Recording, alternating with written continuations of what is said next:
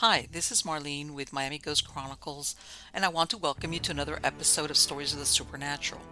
Wherever you find us, whether it's a video or podcast on your favorite platform, please like and subscribe to us so that you can get notification of when a new show is released.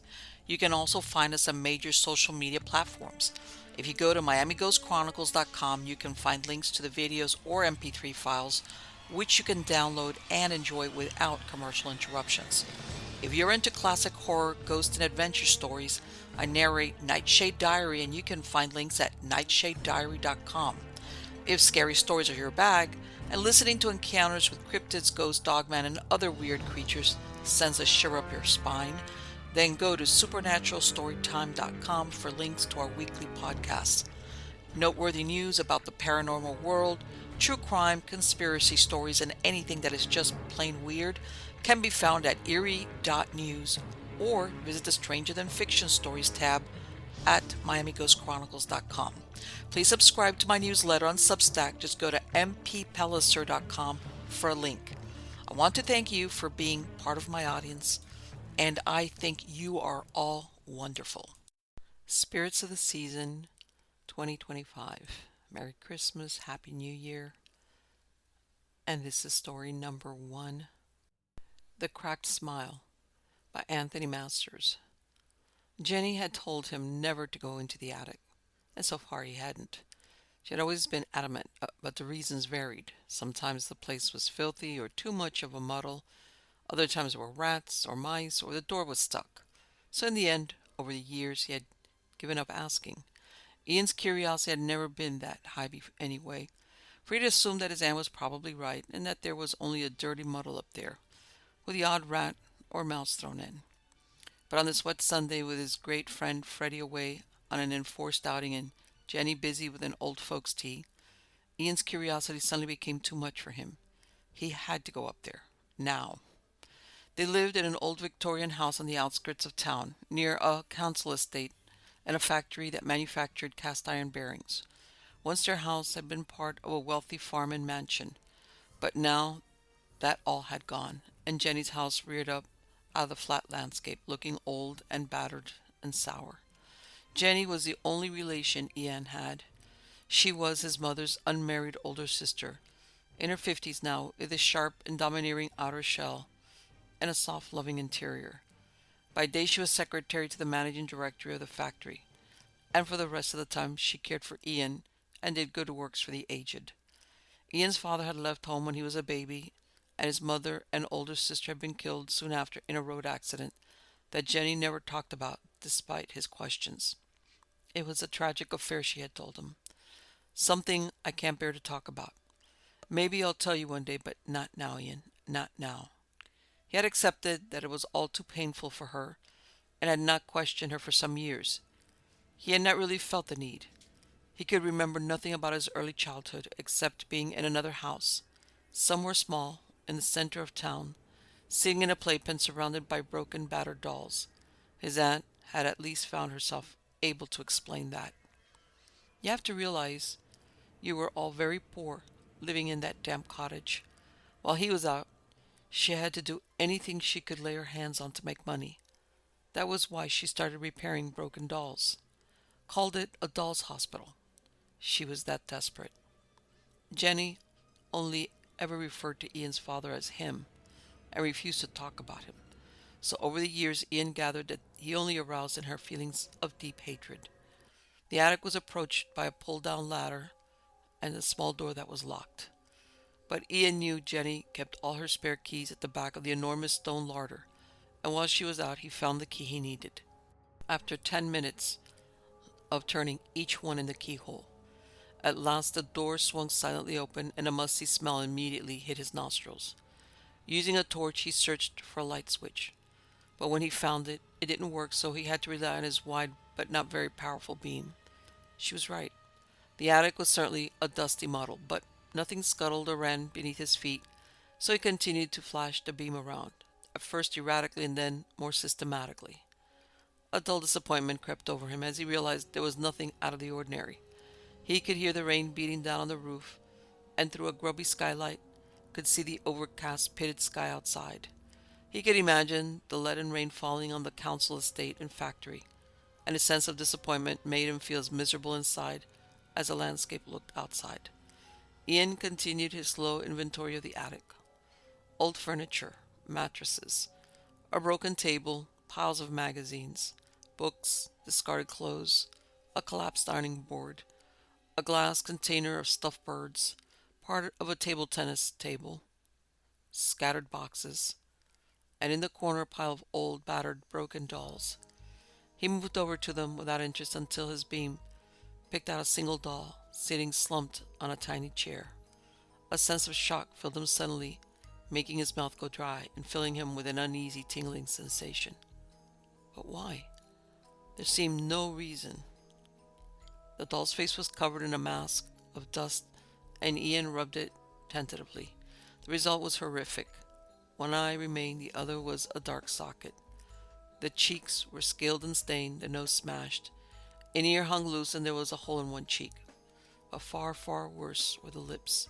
They should have been a pouting bow, but instead seemed to be set in a cracked and twisted smile. Suddenly Ian felt dizzy, and he sat down quickly on an old leather sofa that smelt of decay. Almost immediately his eyelids became incredibly heavy, and he felt a lurching sensation as if he were slipping into a void. There was a roaring in his ears, and he closed his eyes. When he forced them open again, he saw that the room was moving about him, suffused in shadow and then sharply distorted. The roaring sound continued, but above it he heard the screaming of brakes as his eyes closed for a second time. Instinctively he reopened them and saw that he was lying on his side facing the doll with a cracked smile. He whimpered as the smile seemed to widen, and then cried out in terror as tinny laughter whined from her plastic insides. The laughter continued like a cheap music box, and then ground to a slow-motion halt. The heaviness lifted, and Ian stumbled to his feet and ran to the door of the attic. For a moment, he rattled at it desperately, but the handle wouldn't move. Suddenly it turned, and he wrenched the door open and climbed down the ladder as fast as he could. When he reached the bottom, he was shaking so much that he could hardly stand. The rain seemed to increase in intensity outside, and only gradually did his strength return. The detention room was full of the usual crowd, and Mrs. Small was in charge. She would be, thought Ian. She always seems to enjoy the gloom-charged atmosphere and the resentful scratching of pens and bureaus. He had gone to bed early the previous night, dazed by his experience, and had slipped into a deep, dreamless sleep. When he woke, the attic episode seemed confused and unreal. Yet throughout the day he felt his concentration slipping. At lunchtime, agreeing to play football with Freddie too near the school building, he had broken a window, which had landed him in detention. He sat and wrote and looked out of the window. It was almost Christmas, and a covering of snow a few days before had turned to thick black slush. It was dark and wet, and he wished that Freddie was with him. They had been friends since primary school, and now that they were in their first years at the comprehensive, their friendship remained as firm as ever. "All right, you can go," Mrs. Small said eventually, "and no noise." No one listened as they charged out, heading home for tea and chips and telly. But Ian's bus was not due for another half hour, and he sauntered across the playground and down the dark high street to the bus stop.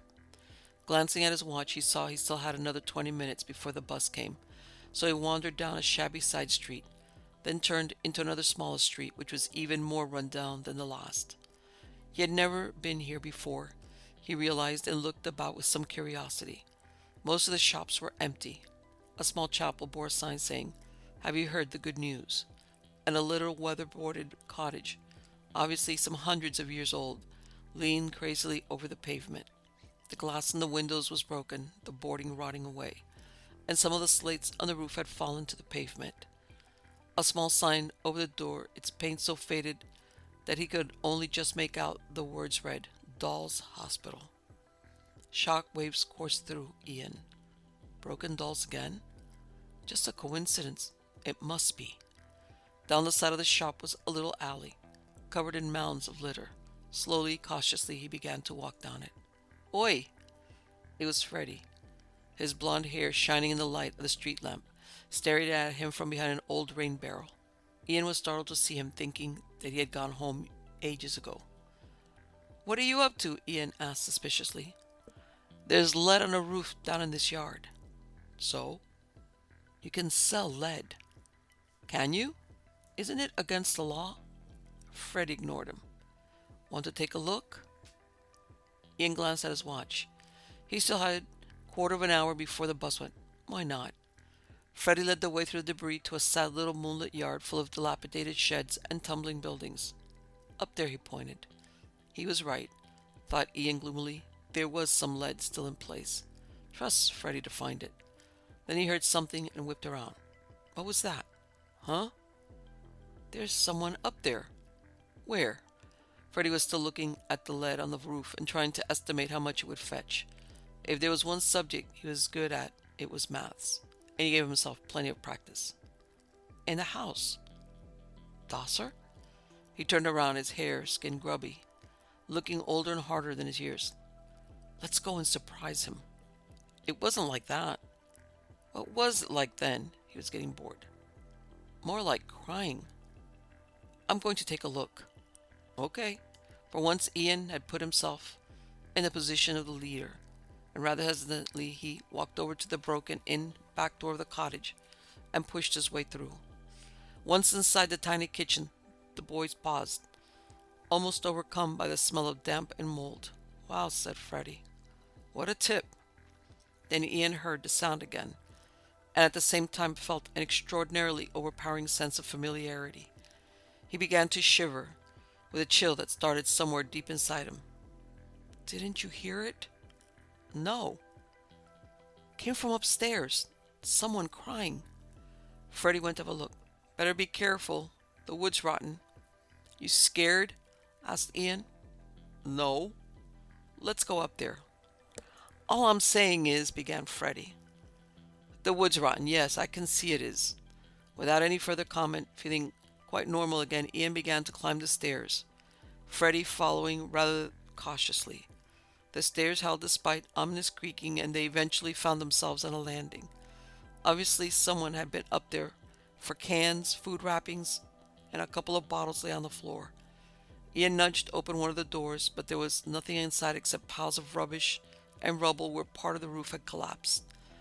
Then he moved across the landing, pushed open another door, and saw her standing by the window. She was dressed in a pair of old corduroy trousers and a sweater, tears running down her cheeks, her hands clenched into white fists. There was something slightly dated about her clothes, and the sobbing increased as Ian watched from the threshold. Beside her stood a girl of about 10, clutching a doll. That seems odd, thought Ian. Surely she's a bit old for dolls now. She was even more insubstantial than the woman. Around them were vague outlines of benches and tables, and on every surface the gray shapes of dozens of different dolls and sizes. Most of them looked battered or broken. Ian gasped, and his whole body seemed to shake. It was suddenly terribly cold again, and he felt freezing inside. Then the woman and the girl went down. The little girl sat on something and dimly could see that it was a suitcase. The woman fastened it, and they both stood up slowly. Then they walked straight through him. Go on! Don't push! Don't you stand there then! Shut up! Ian wheeled around and surprised Freddy. Just shut up! Didn't you see them? Who? The woman, the little girl, the broken dolls. You're seeing things, scoffed Freddy. I'm not. They were there. They're not there now, Freddy pointed out. And never were, he added. They were, insisted Ian belligerently. Look at the dust! Freddy's voice was impatient now. He was right. The whole of the floor was covered in a thick dust, and there wasn't a mark anywhere. Ian felt the chill stealing over him for the third time. Then the words Doll's Hospital glanced to his mind, and a feeling of nausea overcame him. Desperately, he tried to resist the thought of what it all meant. As he walked cautiously across the room, leaving a trail of footprints, he suddenly recoiled and cried out. What's up now? Snapped Freddy. Something touched me. You trying to wind me up by any chance? Freddy asked icily. If so, I can tell you, you're not succeeding. There was an uneasy silence. You'll miss the bus, said Freddy at last, not knowing how to handle the situation and trying to bring the conversation down to earth again. Bus? Yes. Big red thing, 4 wheels, or is it six? Has a driver, goes on a road. A road's usually black with white lines. He would have continued had Ian not yelled at him to shut up. Aren't you coming? Asked Ian hurriedly. Thought I'd stay around. You're going to nick that lead, aren't you? Not now, I'm not, said Freddie evasively.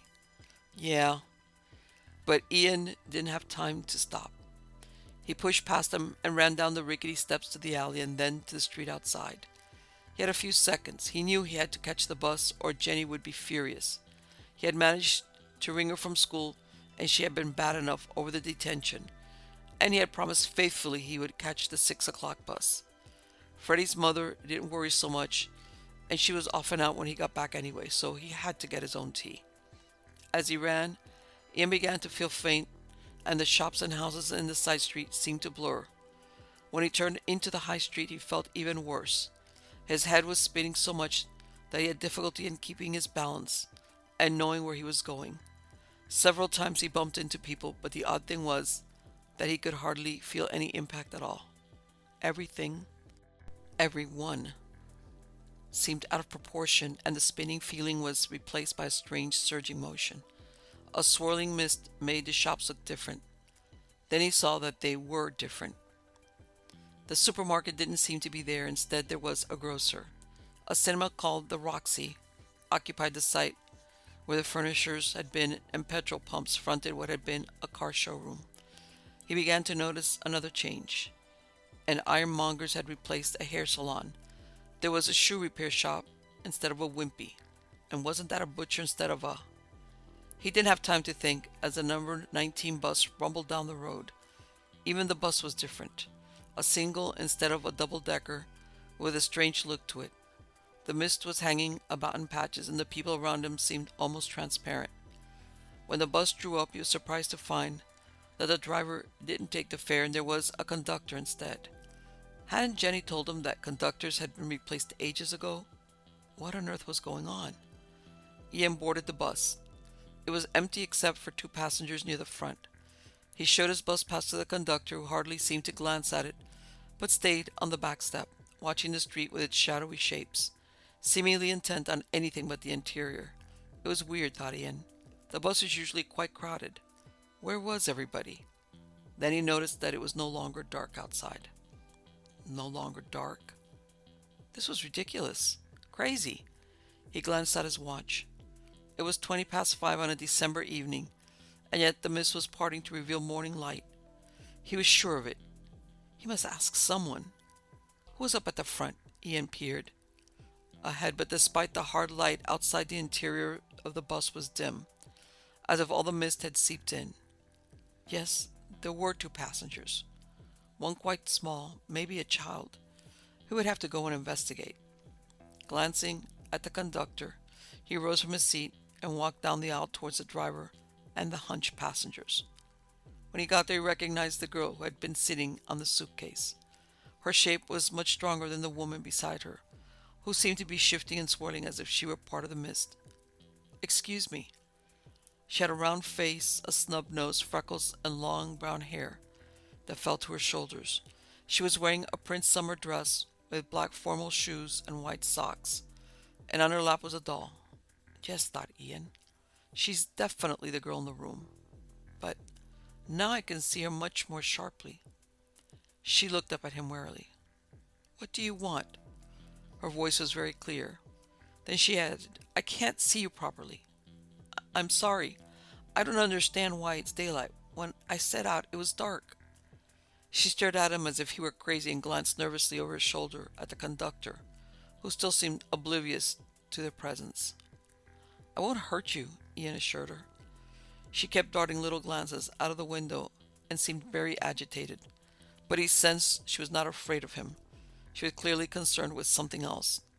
"You shouldn't be here. No one comes on this bus except us. The 4 of us. You'll have to get off." "Is that your mother?" "She can't see you. No one else can see you. No one here. You were in our house, weren't you?" "Yes." "What are you?" she asked hesitantly. "Some kind of ghost?" Ian had been about to ask her the same question, but he didn't dare, for the coldness inside him was increasing so much that he could hardly bear the pain. "Why is it daylight?" he asked. He felt that if at least he knew the answer to that, it would be a beginning. But all she would do was to shake her head and repeat, "You must get off. It's very dangerous to be riding with us." The bus speeded up as they emerged into open countryside. And that was funny too, thought Ian. When he usually made the journey from Middleton, the streets sprawled right up to their home. But now there were great rolling fields and isolated spinneys of trees, with crows wheeling overhead. He could hear them calling over the engine noise and rattling of the bus. Ian couldn't remember any of this. Maybe they were making a different route, but even so, why on earth were they going at such a speed? "Look, isn't he driving too fast?" he asked the girl impatiently. "He's got to," she replied unexpectedly. "Huh?" "He's got to," she repeated fiercely. "But this is a bus. Buses aren't meant to go fast like this." "There is a reason." There was something wrong with her voice now. It seemed distant and slightly distorted. Of course there must be something wrong with his ears. That must be it. That explained the muzziness. Maybe that was what had made his sense of balance so odd. "What reason?" he asked. "My father's trying to get me," she replied. "Get you?" "Yes. He lost custody yesterday, but he said he's going to take me away, and he's coming down from Birmingham." There was a short silence. Then Ian asked abruptly, "Where are you going?" "To my Aunt Jenny." "Who?" "I said my Aunt Jenny." Ian felt as if someone had punched him hard in the chest. "I know he's taking a risk," her voice, dislocated though it was, seemed quite steady. "I know he's going very fast." "Who?" Ian's voice shook as his own disorientation increased. "The driver. He's Mum's friend, her special friend. It was the only way. We don't have a car. He said he'd bring his bus. There's a private sign on it. We've been doing it for a long time." "But couldn't your father just come to your aunt's and take you?" He could hardly believe what was happening, and the cold inside was burning him. "Oh no. Auntie Jenny would stand up to him. She's a really strong person." "Couldn't Auntie Jenny have come to collect you?" persisted Ian. The more he heard, the more pain he felt. He began to wonder how much longer he could bear it. "She hasn't got a car either." "He really is going fast," said Ian as they swerved round a corner. "Yes, it's like that. Don't be afraid." For the first time there was warmth in her voice. "Aren't you a bit old for it all?" She shrugged. "I've always had her," she said. "I need her now more than ever." "Who are you?" he asked. "You know who I am." "I don't." "Can't you see? We're like each other, aren't we?" "Is it always like this?" For some reason he couldn't understand. He didn't want to give her a direct reply. "This is what we do," she said. "We're always on this bus, all four of us." "But why?" "My doll," she said, clasping it to her. "She's going to get hurt, and my mom won't be able to repair her." "Why not?" "She's going to die, silly. We're all going to die. We keep on dying every day. It's awful." "I don't understand," muttered Ian. "You do. You do really. But why are you always dying?" She didn't reply directly. Instead, she said, "I'm so unhappy about Sally. Sally, my doll. I can't bear to think of her all smashed up. Maybe that's why we have to keep on riding on the bus. Keep on dying all the time. I must know that Sally's safe." Ian passed a hand over his face and gave a little cry. "Are you hurting?" she asked. "Yes." Suddenly she brightened up. "Maybe you're here for a reason. You're the first person ever. Will you take Sally and then get off?" "How can I? The bus is going too fast." "Oh, that'll be all right." "How do you know?" "I just do. Take her. Take Sally." She tried to pass the doll to him, but Ian grasped misty air. I can't feel anything." It's not working, she said, and tears filled her eyes. It's not fair. She always gets smashed. Ian wanted to comfort her, but he had to concentrate on keeping his balance on the now wildly swaying bus. The pain was getting worse, and he knew he couldn't bear it much longer. There must be a reason, she said again. For what? For us being able to see each other. For you coming on board, for us to be able to speak. You and Mom don't seem able to reach each other at all. Maybe it's the doll. The pain receded for a merciful moment, and his mind cleared. She's in the attic. The thought had come into his head quite suddenly for no apparent reason. What? She's in Jenny's attic. You live there? His voice choked. Where else can I live? Now you're both gone. She reached out and he felt the cobwebby touch on his forehead, just as he had done in the room in the cottage. We left you with Jenny while we went back to the doll's hospital to fetch the last few things. But we never came back. Sally, though? Sally was smashed. Will you have her repaired? I promise. He thought of the crooked, damaged, horrible smile and looked down at the unblemished, waxy face, staring at it hard. What are you doing? She asked, puzzled. Remembering how she was, so she can look like that again. The pain suddenly returned, stabbing at him viciously. You've got to get off, she said urgently. No, you must. It's dangerous. Can I see you again? Of course not. Please, you must get off. Her voice was fainter, and the cold pain was sharper, more probing. What's your name? Sophie. Didn't Aunt Jenny tell you anything? No, she was too upset. There aren't any photographs of you or Mum? I can't say it. Poor you. Poor Jenny. She looked down at Sally. You'll repair her, won't you? She repeated, so she'll be just as she is now. Promise? I promise. Now go. I'm staying. Anyway, we haven't come to my stop. He was determined to hang on, to fight the pain. This bus never stops. Her voice sounded even more dislocated. Go. The pain increased until Ian was beaten. Angrily he stumbled up the aisle until he came to the step. The conductor gave him a little shove, but it was more like a breeze on his back. He jumped down to the ground, and the bus pulled away amidst a gigantic cloud of dust. Before it had settled, another vehicle roared past. It was a Rover, an old model. Ian caught a fleeting glimpse of the face behind the wheel. The driver's expression was contorted with fury and hatred. He knew he had just seen his father. Another cloud of dust blew up behind the Rover and enveloped Ian. When it cleared, he saw that the alien open countryside had gone, and in its place stood the estate and the house, and the factory on the other side of the river in all their tawdry, tatty glory. After supper, Ian went straight up to his room and pretended to do his homework. Instead, he lay on his bed and tried to think rationally about the extraordinary events of the last few hours.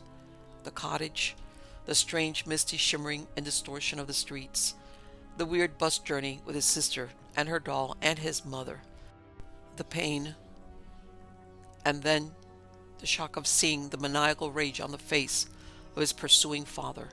Suddenly, amongst all the confusion, he realized something vitally important.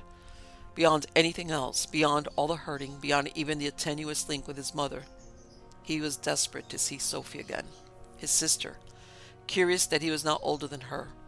The roles were reversed, and he felt deeply protective towards her. What was going to happen to her? What had happened to her? Was she a ghost or some sort of echo, or simply a manifestation of his own fantasies? He looked up at the posters on his bedroom wall. Knights and sorcerers, strange beasts, and two-headed women. She wasn't like any of those. Sophie wasn't a fantasy. Later, he plunged into a deep and utterly dreamless sleep, and woke refreshed. His mind was completely clear, and he knew what he had to do. Today he would see Sophie again, and he would save her from his father. Jenny, I'm late. I want to ask you something. Ask while I do you an egg. She was always in a rush in the morning, as she had to be at work at 8:30. Was there ever a single-decker bus on this route? What a funny question. Immediately she was tense. Yes, but was there? He persisted. I can't remember, she replied evasively. Did they drive fast? He knew he was persecuting her, but he had to know, to be sure that it had happened. And she knew she was the only one who could really help him. Fast? What a funny question. But did they drive fast? One did, she said very suddenly, and then she went quiet. One? Ian felt sick. What do you mean, one? Jenny looked at him hard. How did you find out? She asked brokenly. Ian shrugged. It doesn't matter.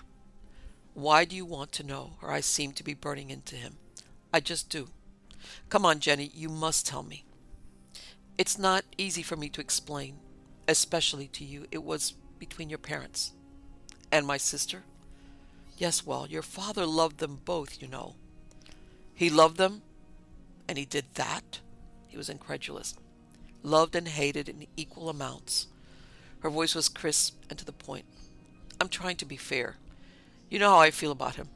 Anyway, when he lost custody, he threatened to take Sophie away. The two of them were at the cottage packing up, and of course Anna, your mother, should have called the police, but she panicked and phoned her boyfriend. He was a bus driver, and he brought along an off-duty bus. Just took it from the garage. Bill Sampson, his name was, and his mate, Tim, his usual conductor, came with him. Of course, it was all absurd. She'd have been much safer on a regular bus on the route, but she wasn't thinking. None of them were thinking, not even your dad. Peter came to the cottage and found she'd gone, and a neighbor told him that she'd seen them getting on a bus. He followed. The bus was going at full speed. He tried to overtake. Her voice shook and broke. I should have told you this years ago. No. It's the pain. I felt that, he said reassuringly. It was very big. Were they all killed, he went on.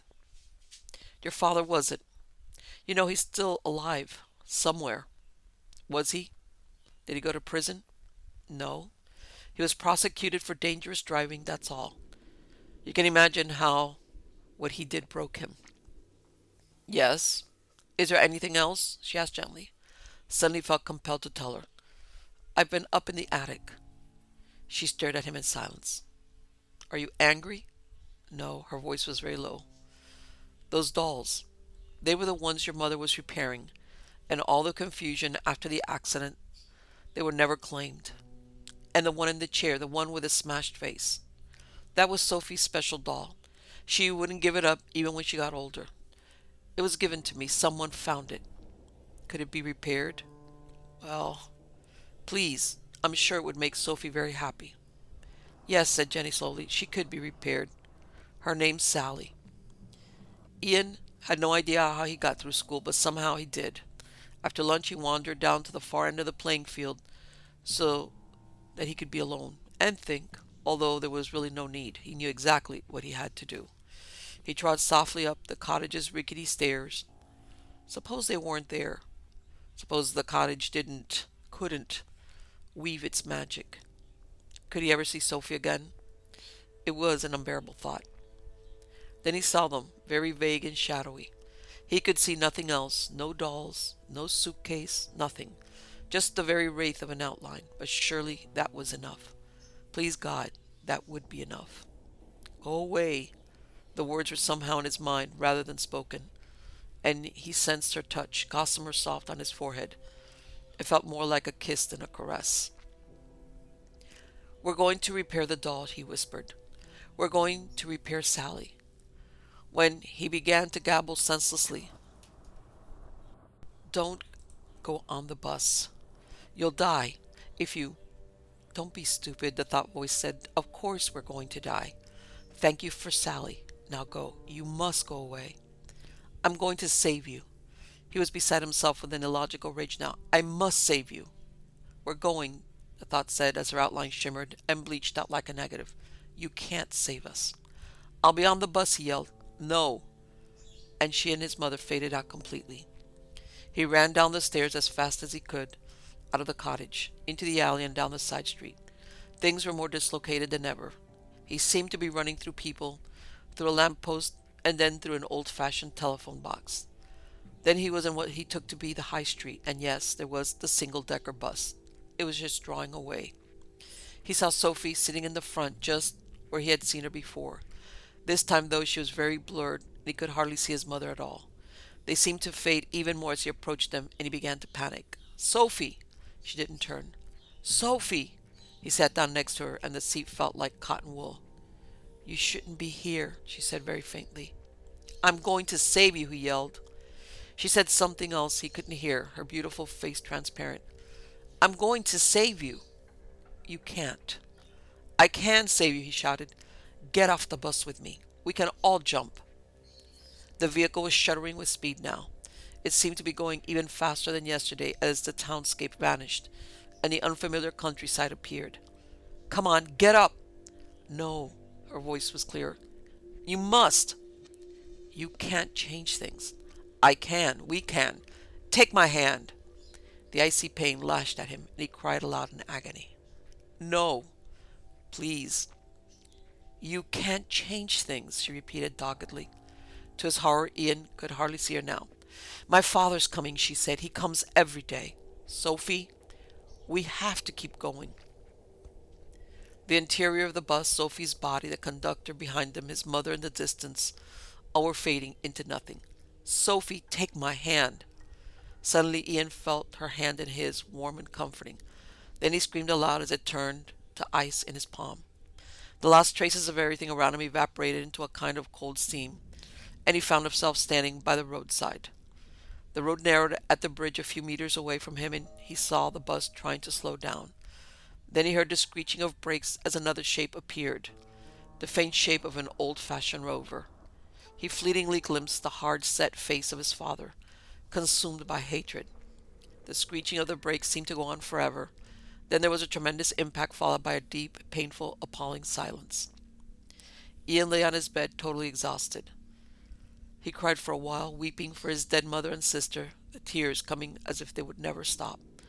Then he rose, went down to the kitchen, took the attic key, and climbed back up to the landing. He pulled down the collapsible stairs and started to climb them. At the top he paused, wondering if the pain would come back. But it didn't. And he unlocked the door.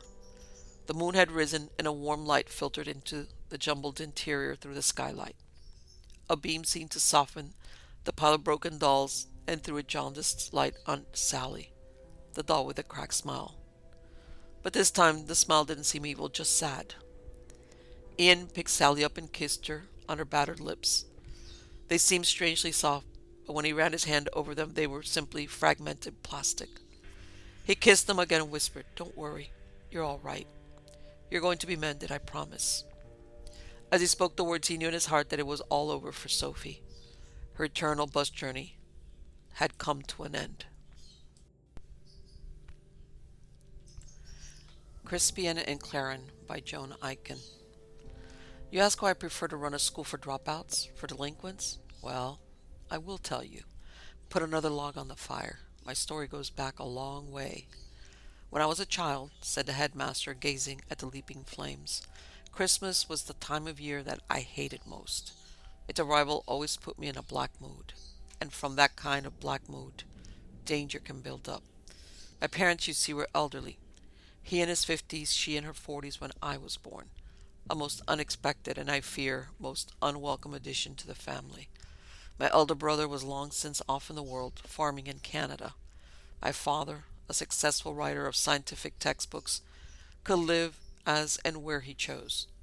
And what he had chosen for the past 10 years was to spend a month or so each Christmas in the south of France with my mother, and to take a small tiresome child with them formed no part of this program.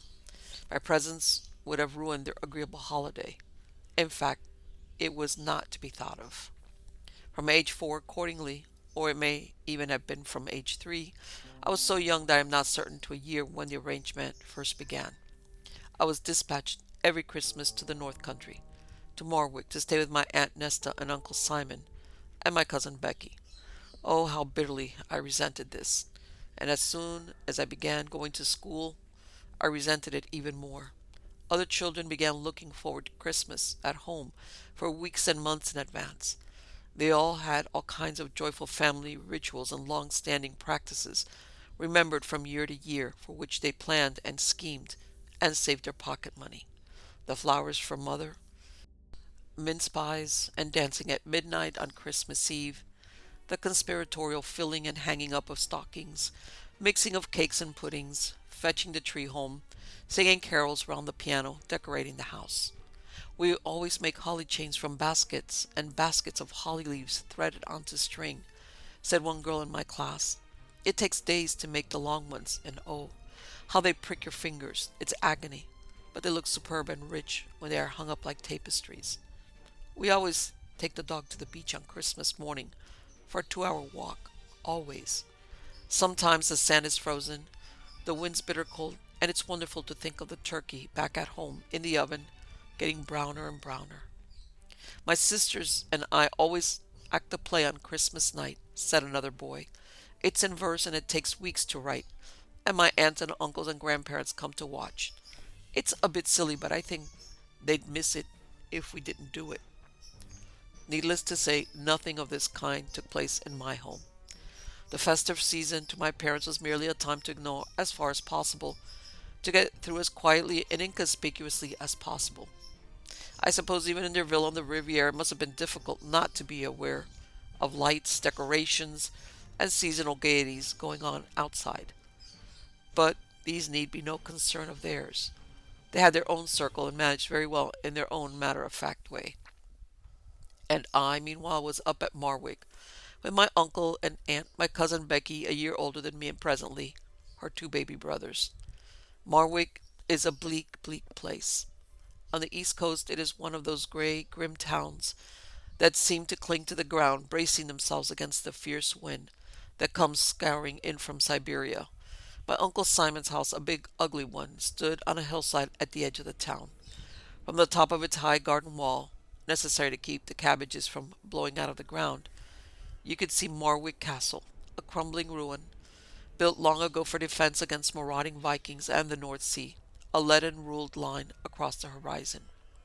All the trees leaned over sideways, as if they wanted to grab hold of the ground.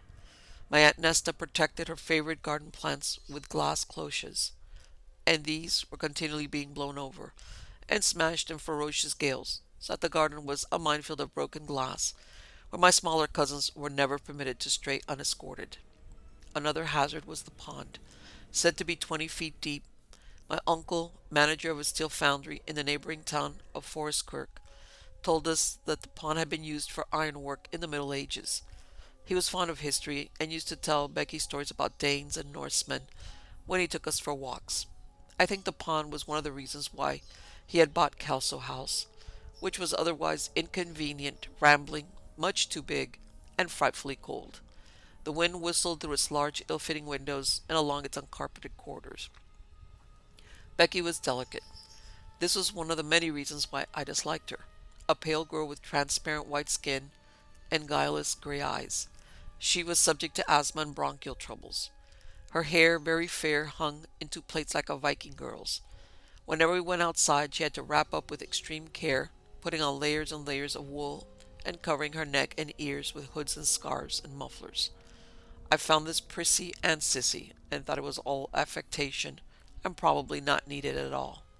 I'm afraid it can't be denied that I was a very unpleasant boy, self-centered, intolerant, narrow, almost completely unaware of other people's rights or needs or interests. I was also a thief, as you will presently see. That gives me an insight now. I had never been treated with generosity at home, and I saw no occasion to be generous to others. What other reasons had I for disliking Becky? Pathetically, she was very fond of me. This, I suppose, was because she was rather lonely. Often she would not be considered well enough to go to school, and so much stay at home, reading all the books in the house, of which there were hundreds. My Aunt Nesta was a great reader, and was prepared, if ever she had time, to read aloud to us. But she was very busy most of the day, looking after the awkward, badly equipped house, and the 2 younger boys, who were much too small to be any use in Becky's and my games. Oh, John, I wish you could stay here all the time, Becky used to say sadly, when my time to leave was approaching, and I, for my part, was counting the days, the hours, the minutes.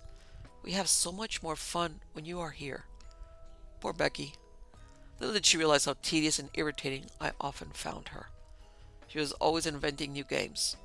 On the days when she was not allowed out, of which there were many, she would announce, "Let's play Hunt the Minotaur." Oh Lord. Why can't we play Halma or Dominoes or Racing Demon? I was rather lazy and would always prefer to sit still and play a card game or a board game. To me, they had more point than her endless pretenses. But Becky, who spent hours in bed reading when she had bronchitis, produced a nonstop flow of ideas gathered from books. The house was full of big, old-fashioned screens, vitally necessary to keep draughts at bay. Remember that this was before the days of central heating. Coal and wood fires were all we had to warm us. Becky fetched all the screens into Uncle Simon's study and constructed a maze with narrow passages between the folding walls. You can be Theseus and I'll be Eridan. But what can we do for a Minotaur? What is a Minotaur? I would ask glumly, longing to get away and play Clock Patience or read Lives of the Hunted. I cared little for all the storybooks they had in the house, but luckily they also had a good number of animal books, which, though not as interesting as books about aircraft or cars, were better than nothing. A Minotaur is a frightful monster, half man, half bull, which eats a person every day and lives in a maze. I think we'll just have to imagine the Minotaur. All right, I would agree, yawning, longing for the game to be over. When we could go out, things were not so bad, except for the afternoons when Aunt Nesta asked us to push the little boys in their pushchairs down into the town on some shopping errand. These were dreadful excursions. I felt such a fool, acting as nursery maid to little Robbie or little Will. Not that they misbehaved, but I was sure all the time we were there that people were laughing or sneering at us, though they concealed it. And I loathed the old ladies who hung over the brats, cooing and chirping. Ah, how they do grow. Oh, the bonny wee Manny. Becky didn't seem to mind. She knew all the old ladies, of course. Even worse, they all seemed to know me, although I couldn't tell one from the other. Well, well, John boy, it's grand to have you back again. You might ought to let you stop here the year round. She ought indeed. The very thought made me shiver with horror. I had a useful trick for keeping the little boys quiet and quelled, which had also worked excellently on Becky when we were both younger, and I wanted to get my own way if we disagreed about something. I had this knack of shaking my eyes. I'm the only person I've ever come across with this ability, and I have long ago forgotten when or how I discovered the skill. I simply let both eyes go out of focus and blur until they started to vibrate from side to side, which they did very fast, about as fast as a woodpecker working on a tree. It was quite a strain to keep it up for more than a minute, but seemed to do the eyes no harm. For all I know, it may be good exercise for the muscles or relax the optic nerve. Anyway, for a number of years it gave me complete control over Becky.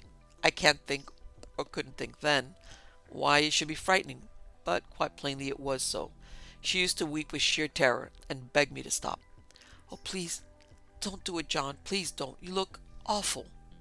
Annoyingly, I could not myself see how I looked. I tried to study myself in a mirror when alone, but my vision, of course, blurred while my eyes were oscillating, and all I could see was a huge shape in the glass. That was when, now I know more.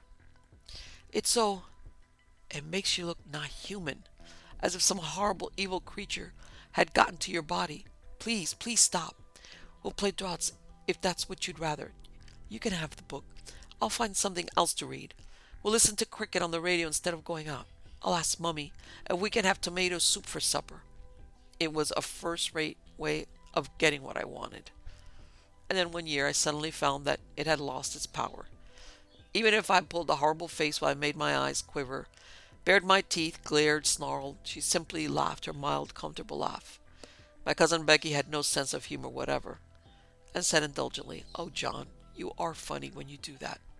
But the trick still worked well with the little boys. Can I do it still? I haven't tried for 30 years, and have no intention of doing so. Not after what happened. But that comes later in the story. At least, when we were out in the street, therefore, the boys were humble and biddable, though at home they could sometimes be perfect little devils. Luckily, my Aunt Nesta had a young girl from town who came and took them out on most afternoons, and then Becky and I could climb trees or get up on top of the garden wall. I showed her how. She would never have dared to do it on her own. Or, if the weather was not snowy, we could go up on the moor behind the house. This was interesting because it still had trenches dug for civil defense in the last war. They were like tunnels with the heather going across the top. Becky didn't like them much, unless she was allowed to play Saxons and Normans or Romans and Picts, one or another of her silly pretend games. Oh, how bored I used to get on those visits to Marwick. And the worst part of all was Christmas itself. Aunt Nesta and the Uncle Simon did not go in for a great deal of Christmas ritual and tradition. They were plain simple people. He drove off each day at his job at the steelworks. She housekept and looked after the children and saw that Becky's chest was well wrapped up. They could not afford and did not wish for expensive entertainments or fancy habits. At Christmas dinner, they always asked some old person from the town who would otherwise have been alone. They had a small Christmas tree simply decorated with gilded pine cones and nuts and red paper flowers, and a rather modest quantity of brandy was poured over the pudding. Christmas should be in the heart, Aunt Nesta would say, not in a lot of fancy extras. But in one way, I suppose in the way that counted, they did take trouble and spend money, and that was over presents. My presents from my parents were always exactly the same. From my father, his latest textbook, Architecture for Sixth Forms, Cellular Structure Explained, Optics Made Easy, Understanding the Differential Calculus, The Principles of Physics, A Comprehensive View of Modern History, Basic Geography, Space Made Simple. There never was a subject that my father was not prepared to tackle. I had a whole row of his books standing on my bedroom mantelpiece at home, some in fancy leather bindings made up by the publisher as a commemorative gift to my father on their 20th reprinting. His books sold forever. All he needed to do was revise them from time to time. My mother invariably gave me 2 new shirts. These presents were always packed in my bag when I left for Marwick, wrapped in red Christmas paper ready for me to open them on Christmas Day.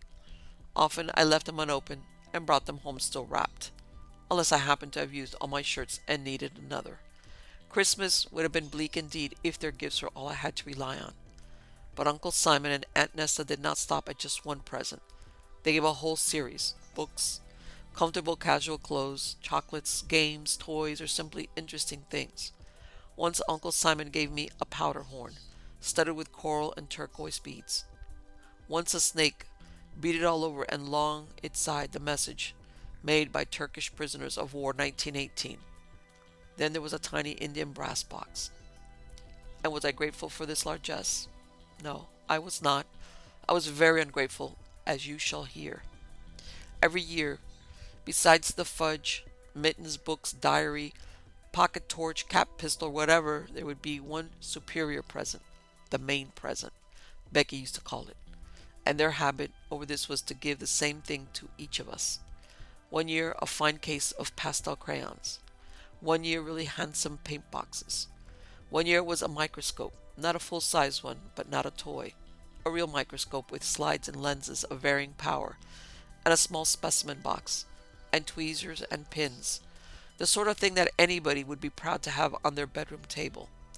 Another year was a telescope, and yet another time a small but functioning easel, and a set of oil paints, turpentine, linseed oil, brushes, and palette. Yet, I'm sorry to say these main presents called out my anger, envy, and hostility more than anything else. Why? Because of the difference in scale between Becky's and mine. If we had boxes of pastels, beautiful high-quality pastels, nestling in corrugated slots encased in elegant olive wood boxes, Becky's box would have 50 crayons in it, mine only 40. Her paint box, her microscope, her easel would always be a size larger than the one chosen for me. Not a great deal larger, but... Why did they give you a bigger one? It's not fair, I blurted angrily to Becky on the first occasion. The paint boxes, perhaps. Becky wrinkled her fair brows. To her it seemed simple, fair, reasonable. Well, first, I'm a year older than you, so I should have a bigger present. And second, I am their daughter. You are only a visitor. You come only once a year. At any other moment, I would have thought, and thank goodness for that. But now I felt bitterly resentful.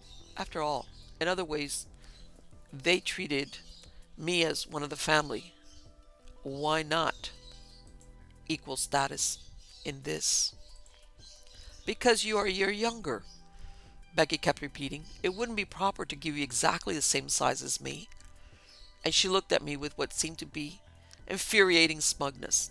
It always annoyed me when she referred to that year's difference, for I was decidedly the taller and stronger, and besides, knew a great deal more about trains, aircraft, cars, machinery, and mathematics. The only area in which Becky came out on top was her skill at drawing pictures or painting. She was very good at that, and of course her tiresome inventiveness when it came to making up stories. And to do her justice, she never once said, after all, you weren't even invited here in the first place. Your parents asked mine if you could come. One Christmas, the one that I remember most painfully, and the memory of which has ever since given me a nervous dread of finding myself alone at that time, Becky received an extra present besides her main one. The extra present was from her godfather in America. He was known as Uncle Joe, though not really related. He was Lord Gaystreet and had once been at Nesta's head of department when she worked in an embassy. He often forgot to send presents for several years, but when they did come, they were memorable. Once it was a doll's house, a complete replica of an Italian palace, with furniture to match. Once a gold-painted pedal car. He had forgotten just then that Becky was not a boy. I'd always longed for a pedal car when I was younger. Of course, my parents would not think of giving me such an article, and was bitterly jealous of a gift that Becky never cared for, though the little boys loved it, of course. Later, Uncle Joe sent her a bike with every possible gear and gadget, which I rode much more than she did. Then roller skates, transistors, cameras. I was jealous, not only of the presents, but the fact that she should have a godfather who was a lord. What had she ever done to deserve such luck? On the year I am recalling, the wooden box from him was large, and as usual covered with foreign stamps and customs label.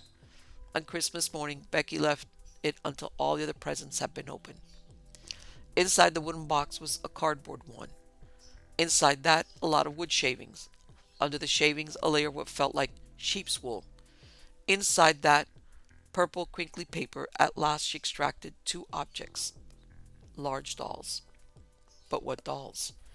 Even I, who had always despised dolls, found them impressive. First, their size. Each of them was about as high as my leg to the knee. One was male, one female. He had a black mustache, a sword and a pistol. She had long, glossy black hair, layers and layers of silk petticoats, and a fan which opened. Their black eyes opened, shut, and rolled. Their clothes were handmade and splendid. Real satin skirts, real velvet breeches, breathed Aunt Nesta, awed, inspecting them. I wonder what country they are from. Eastern Europe, perhaps, or Turkish or Russian? Russian seems likely, put in Uncle Simon. Look, they are wearing skates. Becky, meanwhile, delving into the bottom of the box, found several sets of different clothes, and also a small box which proved to contain batteries. Batteries! So they must be able to move, cried Becky. She found slots in their backs, cunningly concealed under a velvet waistcoat, a silk shawl. She fitted the batteries into the slots. Immediately the dolls became animated, fidgeted in her hands, and when she put them down, tried to move about, but tripped over the turkey rug. Take them into the passage, cried the little boys. On the slippery linoleum of the passage, or in the polished boards of the large bare dining room, the dolls skated with terrific proficiency, gliding, bowing, waltzing, reversing, pirouetting. It seemed almost impossible to believe that they were not small-scale humans. While in motion, they kept almost within touching distance of one another. They must be magnetized, said Uncle Simon. Only when Becky grabbed them and removed the batteries did they stop skating. She was in ecstasy over them, flushed and bright-eyed. I love them, she said. Uncle Joe never sent a better present. They are the best of all. There might be a little problem when the batteries run out, remarked Uncle Simon. You won't be able to replace those in a hurry. When I write my thank you letter to Uncle Joe, I shall ask him if he can get some more. What shall you call them? Asked Aunt Nesta, beginning to tie up wrappings, paper, and colored ribbon. Becky had no hesitation at all. I shall call them Crespian and Clairan. Where on earth did you find those names? In a map somewhere, I think, said Becky vaguely. They seemed just right. It was a fiercely cold Christmas that year, not snowy, but with bitter winds plucking and keening, ice everywhere, the ground hard as a brick. Aunt Nesta was insistent on keeping Becky indoors. Becky was happy just to sit watching Crespian and Clairan perform their skillful, mysterious dance on and on and on. And I? You'd think a boy my age would not be interested in a pair of dolls. But from the moment I saw them, I was fascinated, hypnotized, bewitched. I coveted them. I longed. I burned for them. Without the slightest hesitation, I set about planning how I would steal them from Becky. I had often stolen smaller treasures from her, small precious possessions that could get mislaid. Ivory elephants, the little brass box, it had in fact been hers. I had inside my sponge bag when I returned home. And if she suspected that I had made off with it, she never accused me. And likewise, the grandfather clock from the doll's house, which really told the time, with a signet ring, a silver penknife, a gold pen, and other articles. I felt simply that I had a right to them. Why should they remain in Becky's ownership when I wanted them? At home, my parents never inquired how I came into possession of these things. Very likely they didn't even notice, since they took no interest in me or my belongings. But the dolls were so large, extraordinary and conspicuous that I would have to take some pains to conceal their presence when I got home, and only let them perform when my mother and father were out of the house, which they were luckily a good deal of the time, and my bedroom floor was polished pine. That would make a good skating rink. But of course the main problem was going to be stealing them from Becky in such a way that neither she nor Uncle Simon nor Aunt Nesta could possibly suspect me. As a matter of fact, it did not take me long to come up with what seemed a cast-iron plan. On Boxing Day afternoon, Uncle Simon and Aunt Nesta took the little boys off to a small children's party. Becky and I were too old to be invited, and though we had suggested taking a walk on the moor, Aunt Nesta decided that it was too cold. "The wind is too bitter for you, my honey. Stay indoors. Read some of your new books. Paint a picture with your oil paints. Play with Crespian and Clairan." Such names, she went on laughing. But they seemed suitable, I must say. Off went the family, and I, meantime, by continual quiet repetition, I persuaded Becky that it would be a wicked shame, a shocking waste, an almost criminal loss of opportunity, if we did not try out the skating dolls on real ice, which, of course, was there, ready to hand at the bottom of the garden. "Dad doesn't like us going near the pond unless he's there," she said doubtfully. "It must be frozen really thick by now," I argued. "And we don't have to go on it, only the dolls. We can always get them back with a rake if they go too far from the edge." Of course she was beguiled by the idea. I played on her guilt too. "You've got a rich godfather who sends you fancy presents. I never get anything like that. So it's only fair that we should try out my idea." At last she agreed, and while she was putting on an extra pair of stockings, a chest protector, flannel petticoat, a second sweater, I slipped outside and prepared for my plan by hacking a good-sized hole in the ice with a pickaxe, borrowed from the garden shed when I fetched the rake. Then I went back to the house. "Aren't you ready yet?" "Just coming," she said, tying the second shoelace, "and I must put on my hood." "I'll carry the dolls out," I said. "I'll be sliding in the batteries." "All right," she said, "but don't put them on the ice till I come." "Hey, listen," I said, "I think that's the phone. You'd better answer. It might be your granny." Becky did not stop to consider how unlikely this was. Uncle Simon's mother had already rung up that morning, but hurried off to the little bare telephone room, and I hared down to the garden shed, where I hid the two dolls in a nest of hessian, already prepared for them. By the time that Becky reached the pond, there was nothing to be seen but a hole through the ice in which, with a rake, I was frantically fishing and dredging. "Oh no!" cried Becky in horror. Before I could stop her, she ran out on the cracked surface of the pond. I hate to think about the next few hours. Naturally, in planning to steal the dolls from my cousin Becky, I had never intended that she should suffer a ducking in sub-zero water and come down with pneumonia. I was packed off home, of course, first because of my disgraceful behavior, second because everybody was far too busy nursing Becky to want me about the place. I was just a horrible reminder of what should have happened. Since mother and father were fixed for another month in their villa, and could not for a moment consider such a jolt in their program as a premature return home to take care of me, my Aunt Jocelyn was summoned from Bromley and came very much put out to stay in our house. She was there when I arrived, not to welcome but to denounce. A fine trick to play on your poor cousin. A nice stupid piece of behavior, causing all this upset.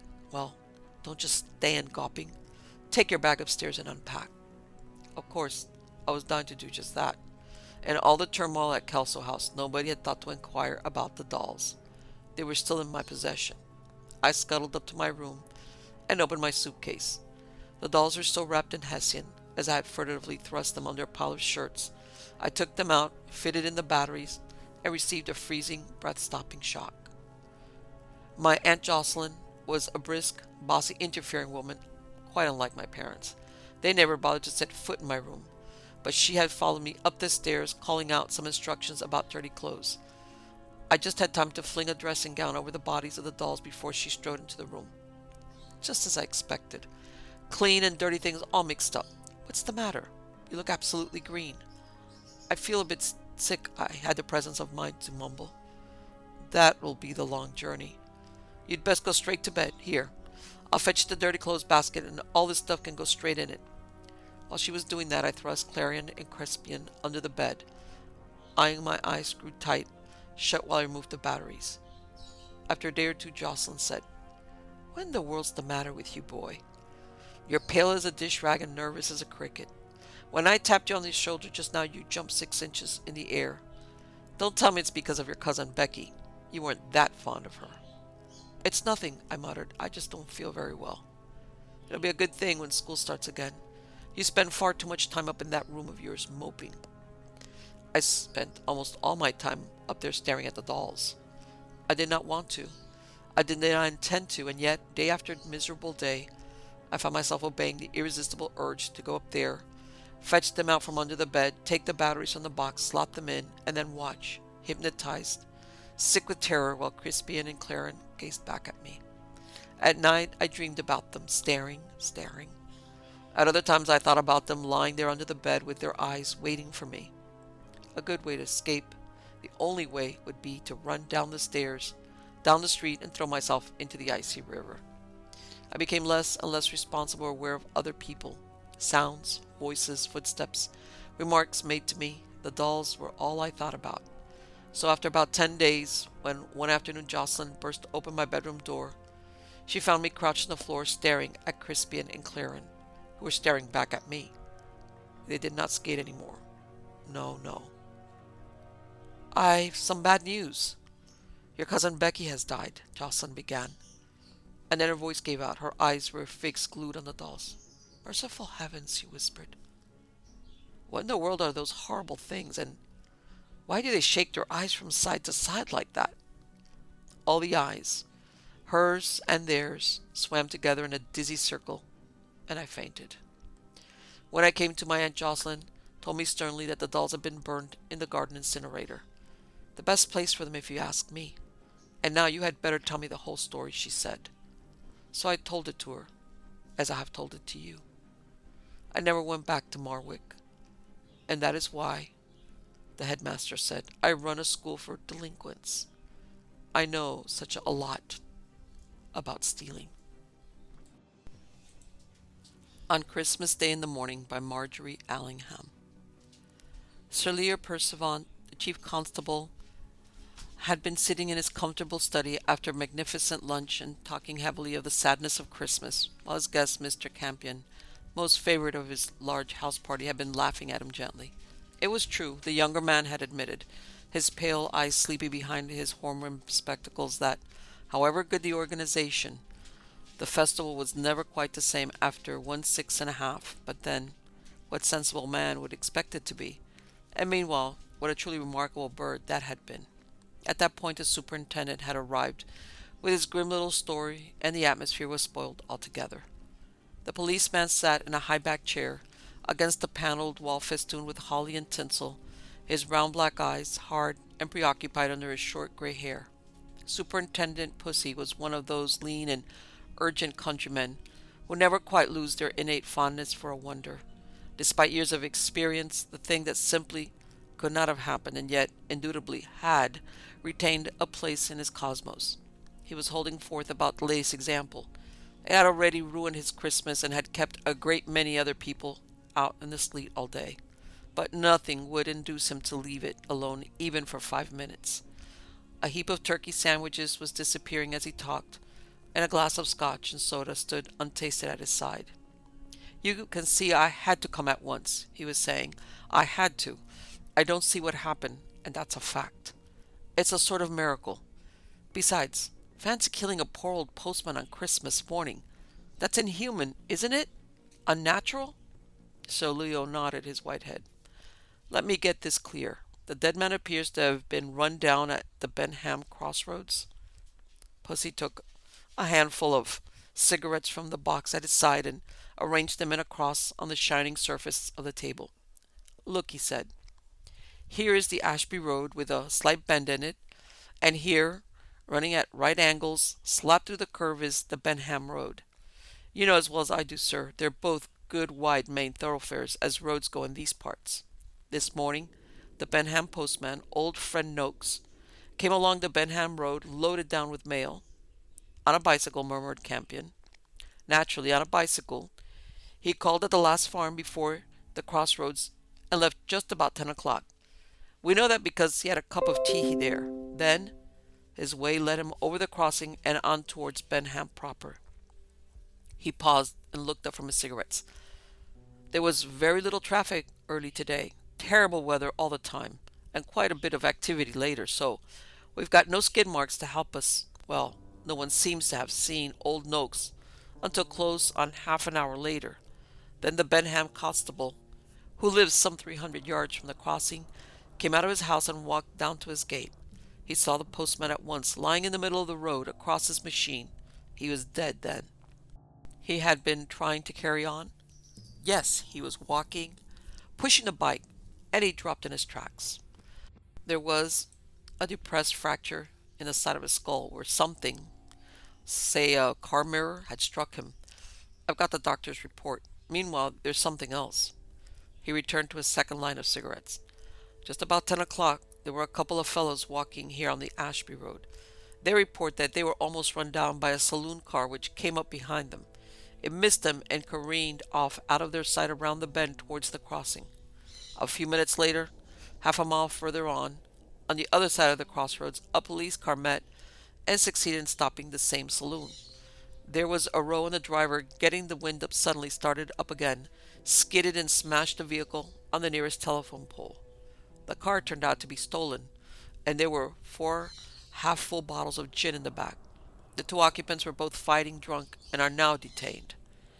Mr. Campion took off his spectacles and blinked at the speaker.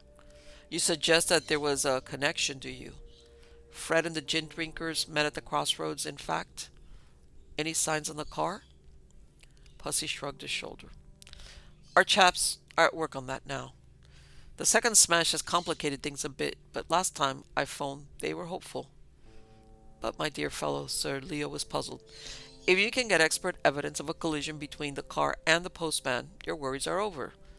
That is, of course, if the medical evidence permits the theory that the unfortunate fellow picked himself up and struggled the 300 yards towards the constable's house." Pussy hesitated. "There's the trouble," he admitted. "If that was all, we'd be sitting pretty, but it's not, and I'll tell you why. In that 300 yards of Benham Road between the crossing and the spot where old Fred died, there is a stile which leads to a footpath. Down the footpath, the best part of a quarter of a mile away, there is one small cottage, and at that cottage letters were delivered this morning. The doctor says Noakes might have staggered the 300 yards up the road, leaning on his bike, but he puts his foot down and says the other journey, over the stile, would have been plain impossible. I've talked to him. He's the best man in the world on the job, and we shan't shake him on that." "All of which would argue," observed Mr. Campion brightly, "that the postman met the car after he came back from the cottage between the stile and the policeman's house." "That's what the constable thought."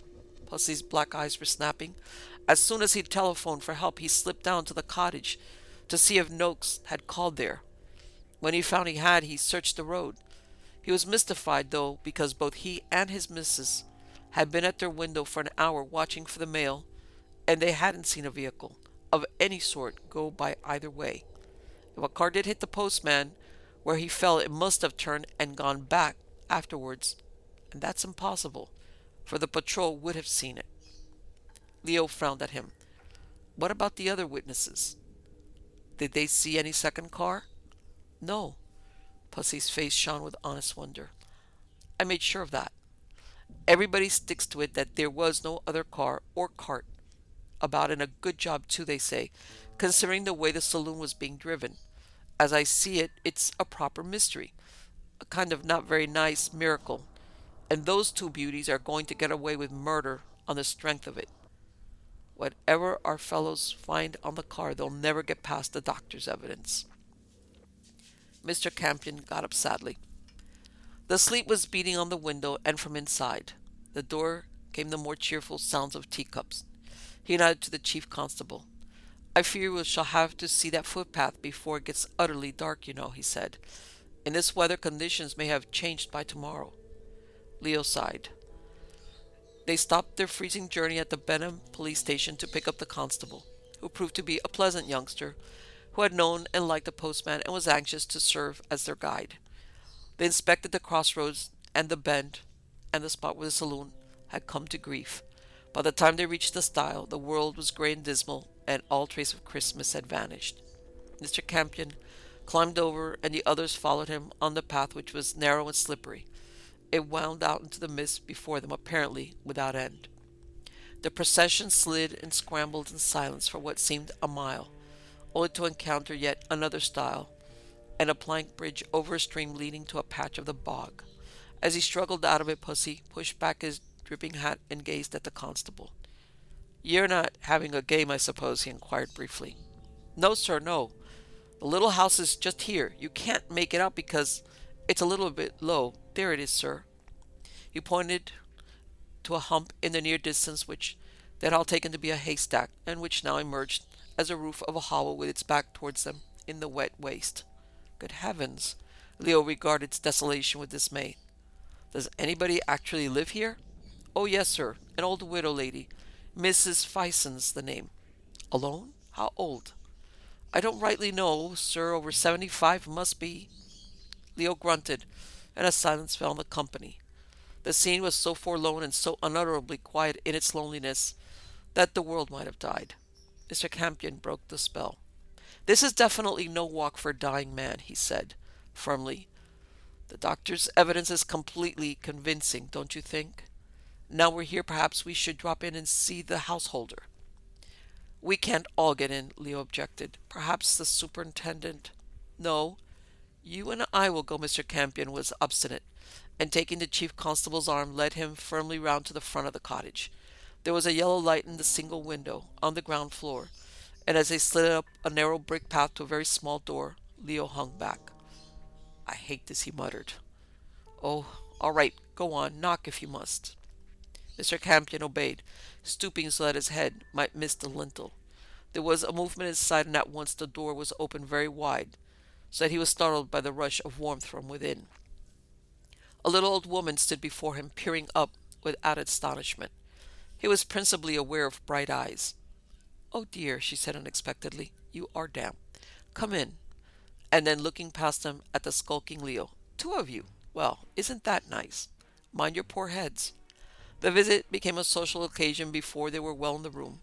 Her complete lack of surprise or question, coupled with the extreme lowness of the ceiling, gave her an advantage from which the interview never entirely recovered. From the first she did her best to put them at their ease. "You'll have to sit down at once," she said, waving them to two chairs, one on either side of the small black kitchener.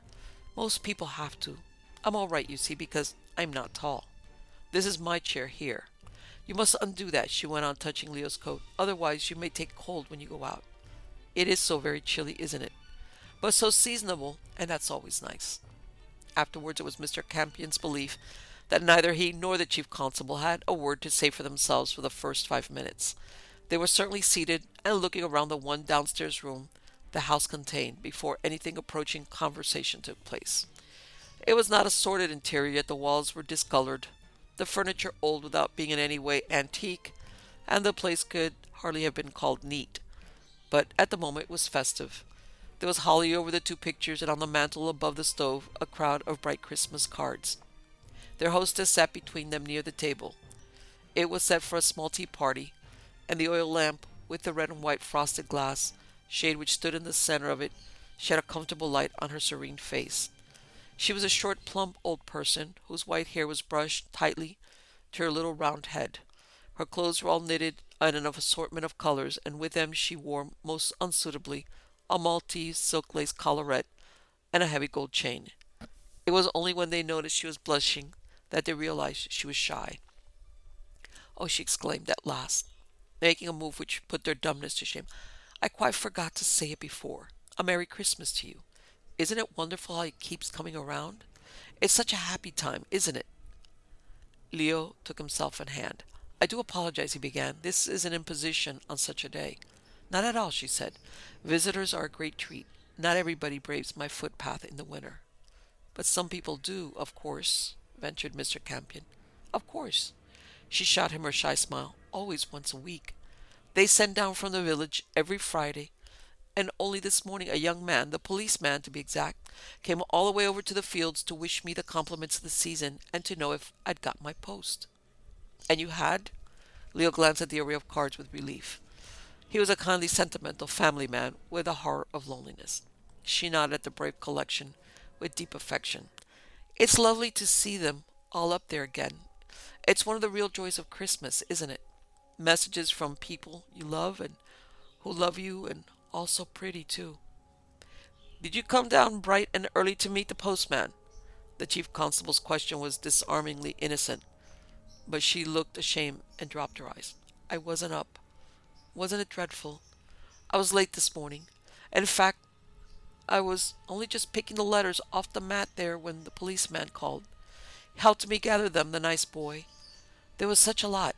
I lay lazily in bed this morning thinking of them instead of moving." "Still, you knew they were there." "Oh, yes." She sounded content. "I knew they were there. May I offer you a cup of tea? I'm waiting for my Christmas party to arrive. Just a woman and her dear, greedy little boy. They won't be long. In fact, when I heard you knock, I thought they were here already."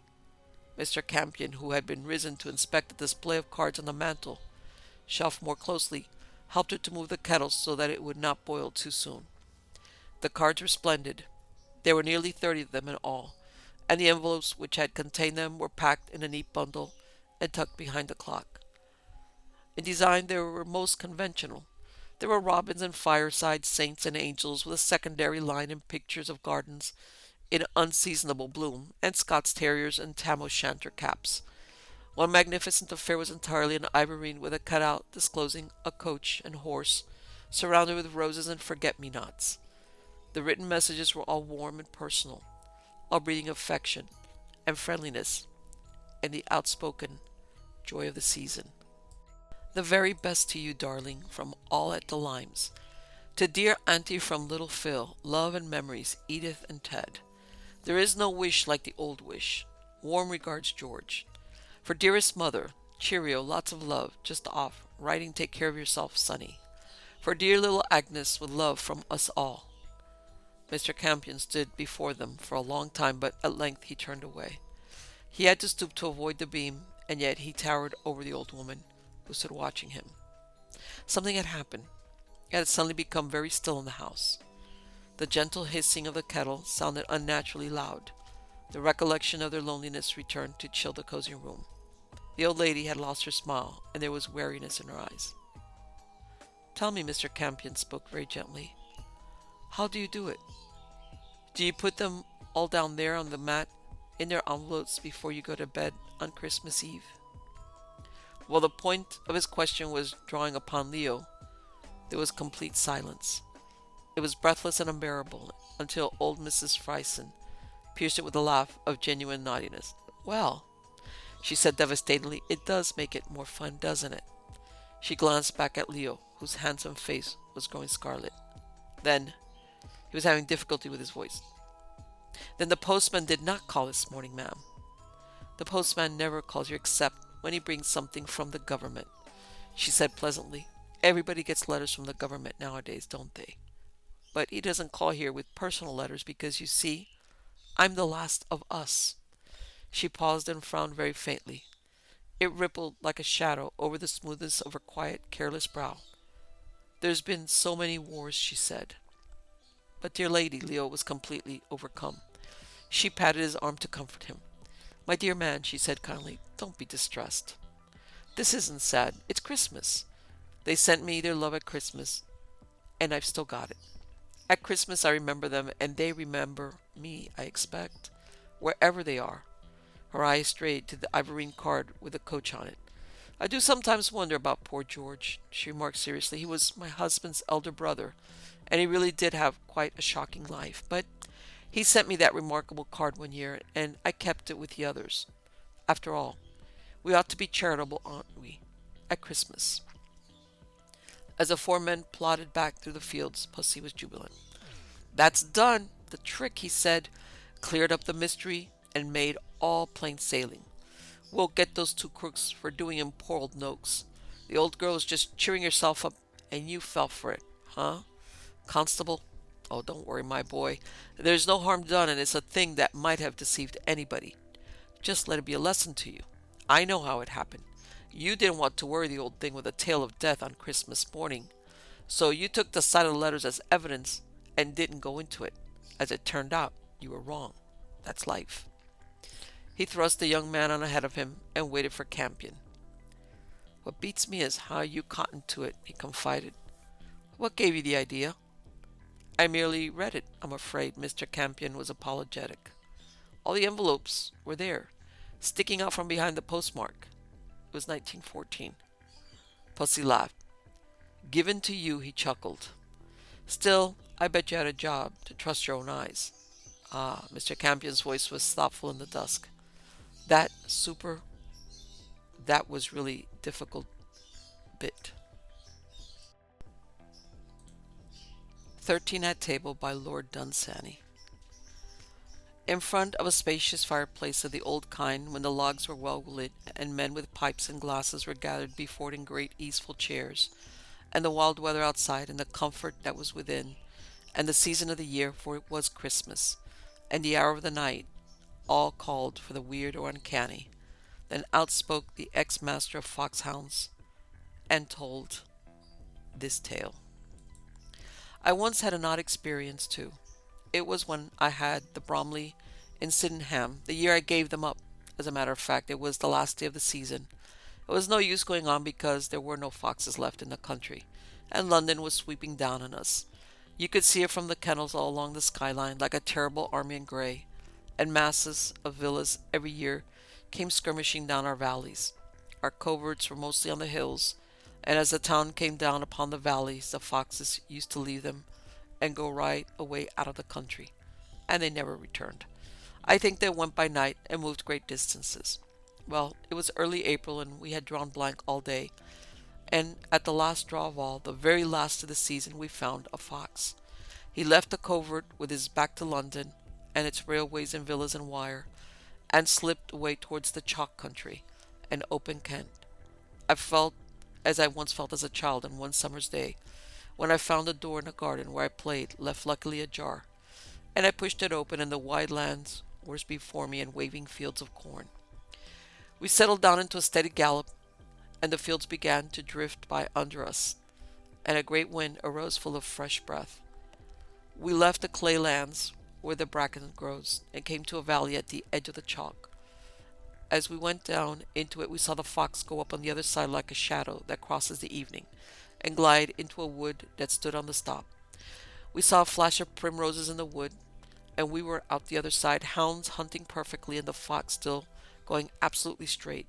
It began to dawn on me then that we were in for a great hunt. I took a deep breath when I thought of it, the taste of the air of that perfect spring afternoon as it came to one galloping, and the thought of a great run, were together like some old rare wine. Our faces now were to another valley. Large fields led down to it with easy hedges. At the bottom of it a bright blue stream went singing, and a rambling village smoked. The sunlight on the opposite slopes danced like a fairy, and all along the top old woods were frowning, but they dreamed of spring. The fields had fallen off and were far behind, and my only human companion was James, my old first whip, who had a hound's instinct and a personal animosity against the fox that even embittered his speech. Across the valley, the fox went as straight as a railway line, and again we went without a check straight through the woods at the top. I remember hearing men singing or shout as they walked home from work, and sometimes children whistled. The sounds came up from the village to the woods at the top of the valley. After that we saw no more villages, but valley after valley rose and fell before us, as though we were voyaging some strange and stormy sea. And all the way before us the fox went, dead upwind like the fabulous Flying Dutchman. There was no one in sight now but my first whip and me. We had both of us got on our second horses as we drew the last covert. 2 or 3 times we checked in those great lonely valleys beyond the village, but I began to have inspirations. I felt a strange certainty within me that this fox was going on straight upwind till he died, or until night came and we could hunt no longer. So I reversed ordinary methods and only cast straight ahead, and always we picked up the scent again at once. I believed that this fox was the last one left in the villa-haunted lands, and that he was prepared to leave them for remote uplands, far from men, that if we had come the following day he would not have been there, and that we just happened to hit off his journey. Evening began to descend upon the valley. Still the hounds drifted on, like the lazy but unresting shadows of clouds upon a summer's day. We heard a shepherd calling to his dog. We saw 2 maidens move toward a hidden farm, one of them singing softly. No other sounds but ours disturbed the leisure and the loneliness of haunts that seemed not yet to have known the inventions of steam and gunpowder. And now the day and our horses were wearing out, but that resolute fox held on. I began to work out the run and to wonder where we were. The last landmark I had ever seen before must have been over 5 miles back, and from there to the start was at least 10 miles more. If only we could kill. Then the sun set. I wondered what chance we had of killing our fox. I looked at James' face as he rode beside me. He did not seem to have lost any confidence, yet his horse was as tired as mine. It was a good clear twilight, and the scent was as strong as ever, and the fences were easy enough, but those valleys were terrible trying, and they still rolled on and on. It looked as if the light would outlast all possible endurance, both of the fox and the horses, if the scent held good and he did not go to ground. Otherwise, night would end it. For long as we had seen no houses and no roads, only chalk slopes with a twilight on them, and here and there some sheep and scattered copses darkening in the evening. At some moment I seemed to realize all at once that the light was spent and that darkness was hovering. I looked at James. He was solemnly shaking his head. Suddenly, in a little wooded valley, we saw climb over the oaks the red-brown gables of a queer old house. At that instant I saw the fox scarcely leading by 50 yards. We blundered through a wood into full sight of the house, but no avenue led up to it or even a path, nor were there any signs of wheel marks anywhere. Already lights shone here and there in windows. We were in a park, and a fine park, but unkempt beyond credibility. Brambles grew everywhere. It was too dark to see the fox any more, but we knew he was dead beat. The hounds were just before us, and a 4-foot railing of oak. I shouldn't have tried it on a fresh horse at the beginning of a run, and here was a horse near his last gasp. But what a run! An event standing out in a lifetime, and the hounds close up on the fox. Slipping into the darkness, as I hesitated, I decided to try it. My horse rose about 8 inches and took it fair with his breast, and the oak log flew into handfuls of wet decay. It was rotten with years. And then we were on a lawn. At the far end of it, the hounds were tumbling over their fox. Fox, horses, and light were all done together at the end of a 20-mile point.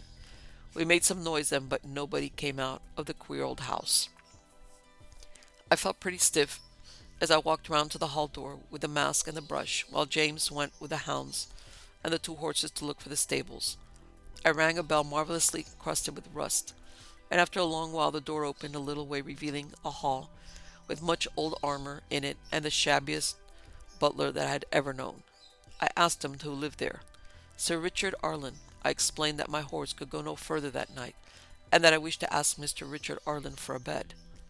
"Oh, no one ever comes here, sir," said the butler. I pointed out that I had come.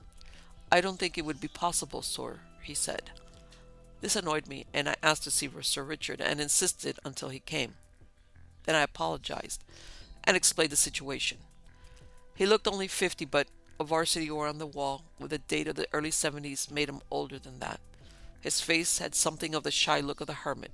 He regretted that he had no room to put me up. I was sure that this was untrue. Also, I had to be put up there. There was nowhere else within miles, so I almost insisted. And then, to my astonishment, he turned to the butler and they talked it over in an undertone. At last they seemed to think that they could manage it, though clearly with reluctance. It was by now 7 o'clock, and Sir Richard told me he dined at 7:30. There was no question of clothes for me other than what I stood in, as my host was shorter and broader. He showed me presently to the drawing room, and then he reappeared before 7:30 in evening dress and a white waistcoat. The drawing room was large and contained old furniture, but it was rather worn than venerable. An Aubusson carpet flapped about the floor, the wind seemed momently to enter the room, and old draughts haunted corners. Stealthy feet of rats that were never at rest indicated the extent of the ruin that time had wrought in the wainscot. Somewhere far off a shutter flapped to and fro. The guttering candles were insufficient to light so large a room. The gloom that these things suggested was quite in keeping with Sir Richard's first remark to me after he entered the room. "I must tell you, sir, that I have led a wicked life. Oh, a very wicked life." Such confidences from a man much older than oneself, after one has known him for half an hour, are so rare that any possible answer merely does not suggest itself. I said rather slowly, "Oh, really?" And chiefly to forestall another such remark, I said, "What a charming house you have." "Yes," he said, "I have not left it for nearly 40 years. Since I left the varsity. One is young there, you know, and one has opportunities. But I make no excuses, no excuses." And the door, slipping its rusty latch, came drifting on the draught into the room, and the long carpet flapped, and the hangings upon the walls, and the draught fell rustling away, and the door slammed to again.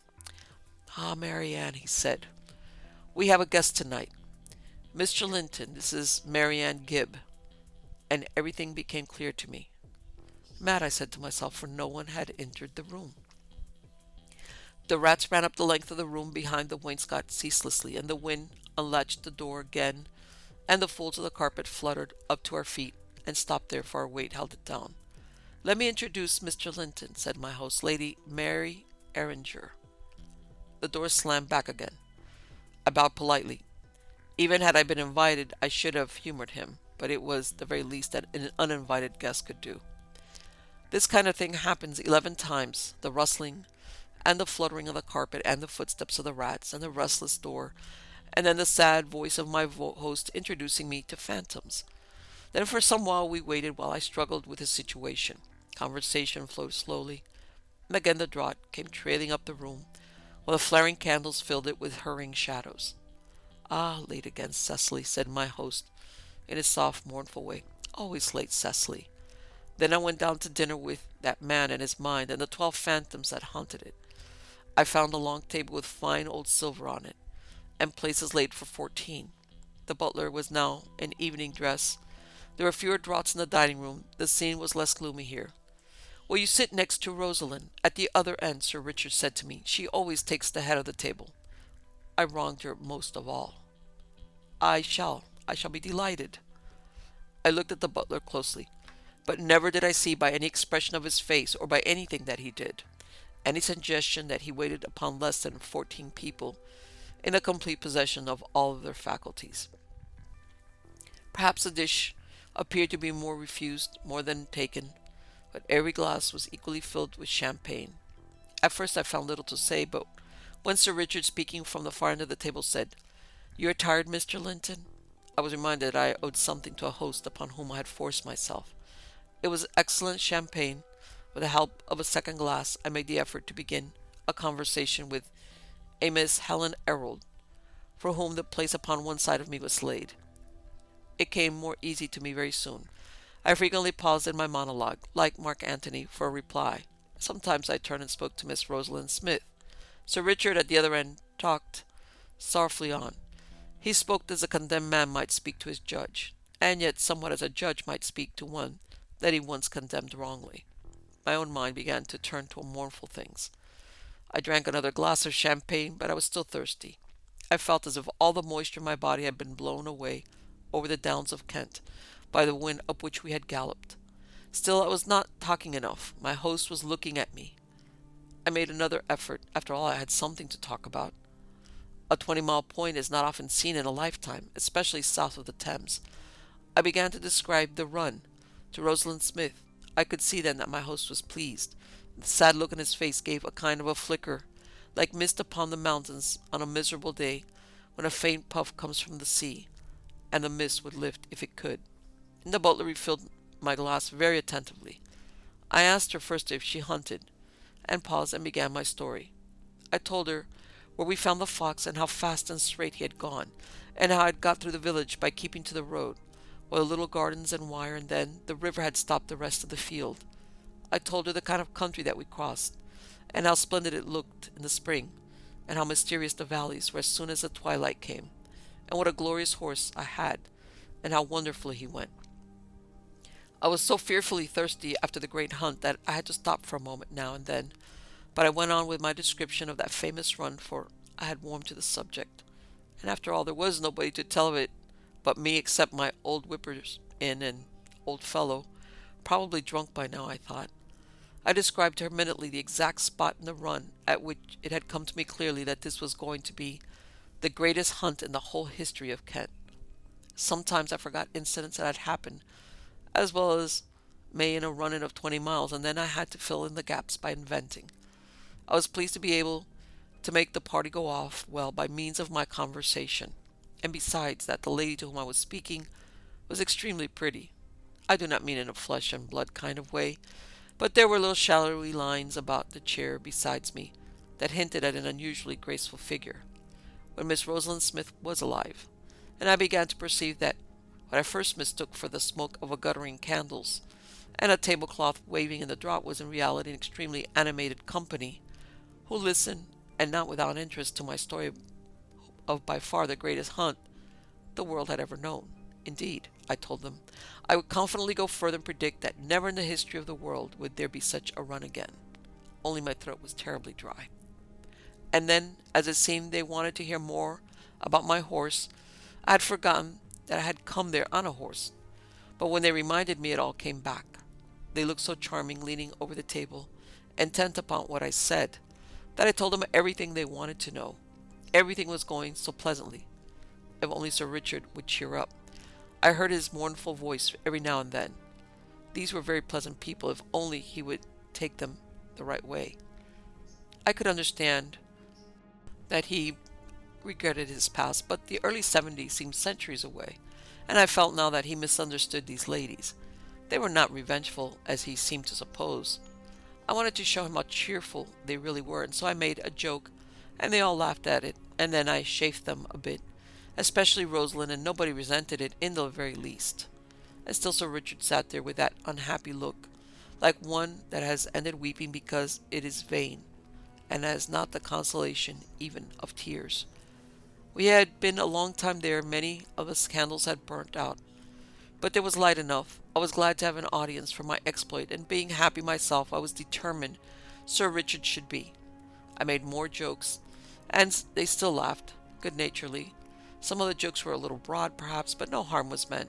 And then, I do not wish to excuse myself, but I had had a harder day than I ever had had before, and without knowing I must have begun completely exhausted. In this state the champagne had found me, and what would have been harmless at any other time must somehow have got the better of me when quite tired out. Anyhow, I went too far. I made some joke. I cannot in the least remember what, that suddenly seemed to offend them. I felt all at once a commotion in the air. I looked up and saw that they had all risen from the table and were sweeping towards the door. I had not time to open it, but it blew open on a wind. I could scarcely see what Sir Richard was doing because only 2 candles were left. I think the rest blew out when the ladies suddenly arose. I sprang up to apologize, to assure them, and then fatigue overcame me as it had overcome my horse at the last fence. I clutched at the table, but the cloth came away, and then I fell. The fall and the darkness on the floor and the pent-up fatigue of the day overcame me, all three together. The sun shone over glittering fields and in at a bedroom window, and thousands of birds were chanting to the spring, And there I was in an old four-poster bed in a quaint old paneled bedroom, fully dressed and wearing long muddy boots. Someone had taken my spurs, and that was all. For a moment I failed to realize, and then it all came back. My enormity and the pressing need of an abject apology to Sir Richard. I pulled an embroidered bell rope until the butler came. He came in perfectly cheerful and indescribably shabby. I asked him if Sir Richard was up, and he said he had just gone down, and told me to my amazement that it was 12 o'clock. I asked to be shown into Sir Richard at once. He was in his smoking room. "Good morning," he said cheerfully the moment I went in. I went directly to the matter in hand. "I fear that I insulted some ladies in your house," I began. "You did indeed," he said. "You did indeed." And then he burst into tears and took me by the hand. "How can I ever thank you?" he said to me then. "We have been 13 at table for 30 years, and I never dared to insult them because I had wronged them all. And now you have done it, and I know they will never dine here again." And for a long time he still held my hand, and then he gave it a grip and a kind of a shake which I took to mean goodbye, and I drew my hand away then and left the house. And I found James in the disused stables with the hounds and asked him how he had fared, and James, who was a man of very few words, said he could not rightly remember.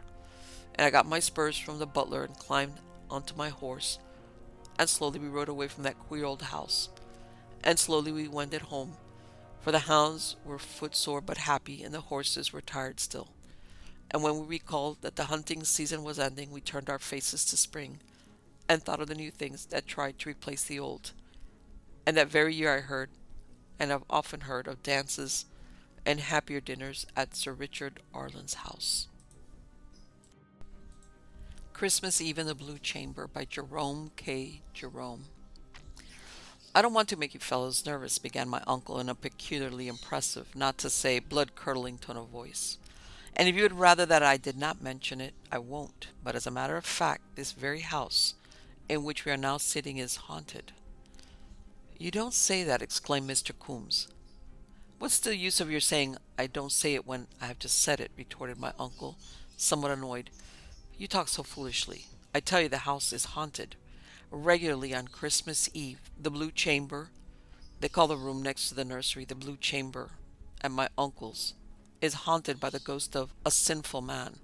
A man who once killed a Christmas carol singer with a lump of coal." "How did he do it?" asked Mr. Coombs eagerly. "Was it difficult?" "I do not know how he did it," replied my uncle. "He did not explain the process. The singer had taken up a position just inside the front gate and was singing a ballad. It is presumed that when he opened his mouth for B flat, the lump of coal was thrown by the sinful man from one of the windows, and that it went down the singer's throat and choked him." "You want to be a good shot, but it is certainly worth trying," murmured Mr. Coombs thoughtfully. "But that was not his only crime, alas," added my uncle. "Prior to that he had killed a solo cornet player." "No. Is that really a fact?" exclaimed Mr. Coombs. "Of course it's a fact," answered my uncle testily. "At all events, as much a fact as you can expect to get in a case of this sort. The poor fellow, the cornet player, had been in the neighborhood barely a month. Old Mr. Bishop, who kept the Jolly Sandboys at the time, and from whom I had the story, said he had never known a more hard-working and energetic solo cornet player. He, the cornet player, only knew 2 tunes, but Mr. Bishop said that the man could not have played with more vigor or for more hours a day if he had known 40. The 2 tunes he did play were Annie Laurie and Home Sweet Home, and as regarded his performance of the former melody, Mr. Bishop said that a mere child could have told it was meant for. This musician, this poor friendless artist, used to come regularly and play in the street just opposite for 2 hours every evening. One evening he was seen, evidently in response to an invitation, going into this very house, but was never seen coming out of it."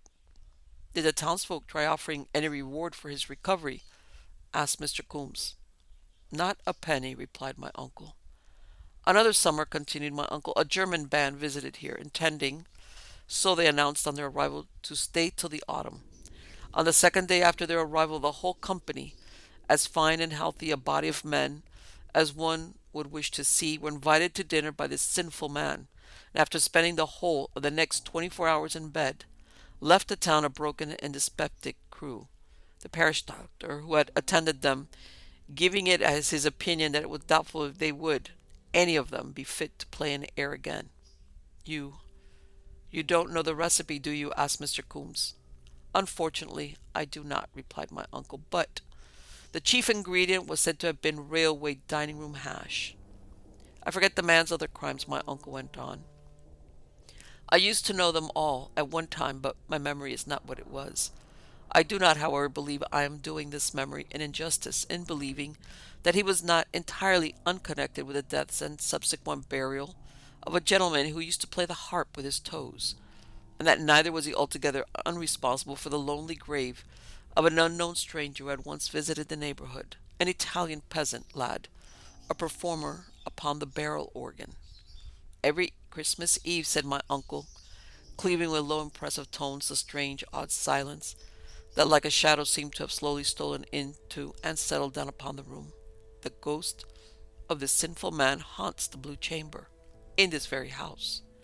There from midnight until cockcrow, amid wild muffled shrieks and groans and mocking laughter and the ghost sound of horrid blows, it does a fierce phantom fight with the spirits of the solo cornet player and the murdered carol singer, and assisted at intervals by the shades of the German band, while the ghost of the strangled harpist plays mad, ghostly melodies with ghostly toes on the ghost of a broken harp." Uncle said the Blue Chamber was comparatively useless as a sleeping compartment on Christmas Eve. "Hark!" said my uncle, raising a warning hand toward the ceiling, while we held our breath and listened. "Hark! I believe they are at it now, in the Blue Chamber." I rose up and said that I would sleep in the Blue Chamber. "Never!" cried my uncle, springing up. "You shall not put yourself in this deadly peril. Besides, the bed is not made." "Never mind the bed," I replied.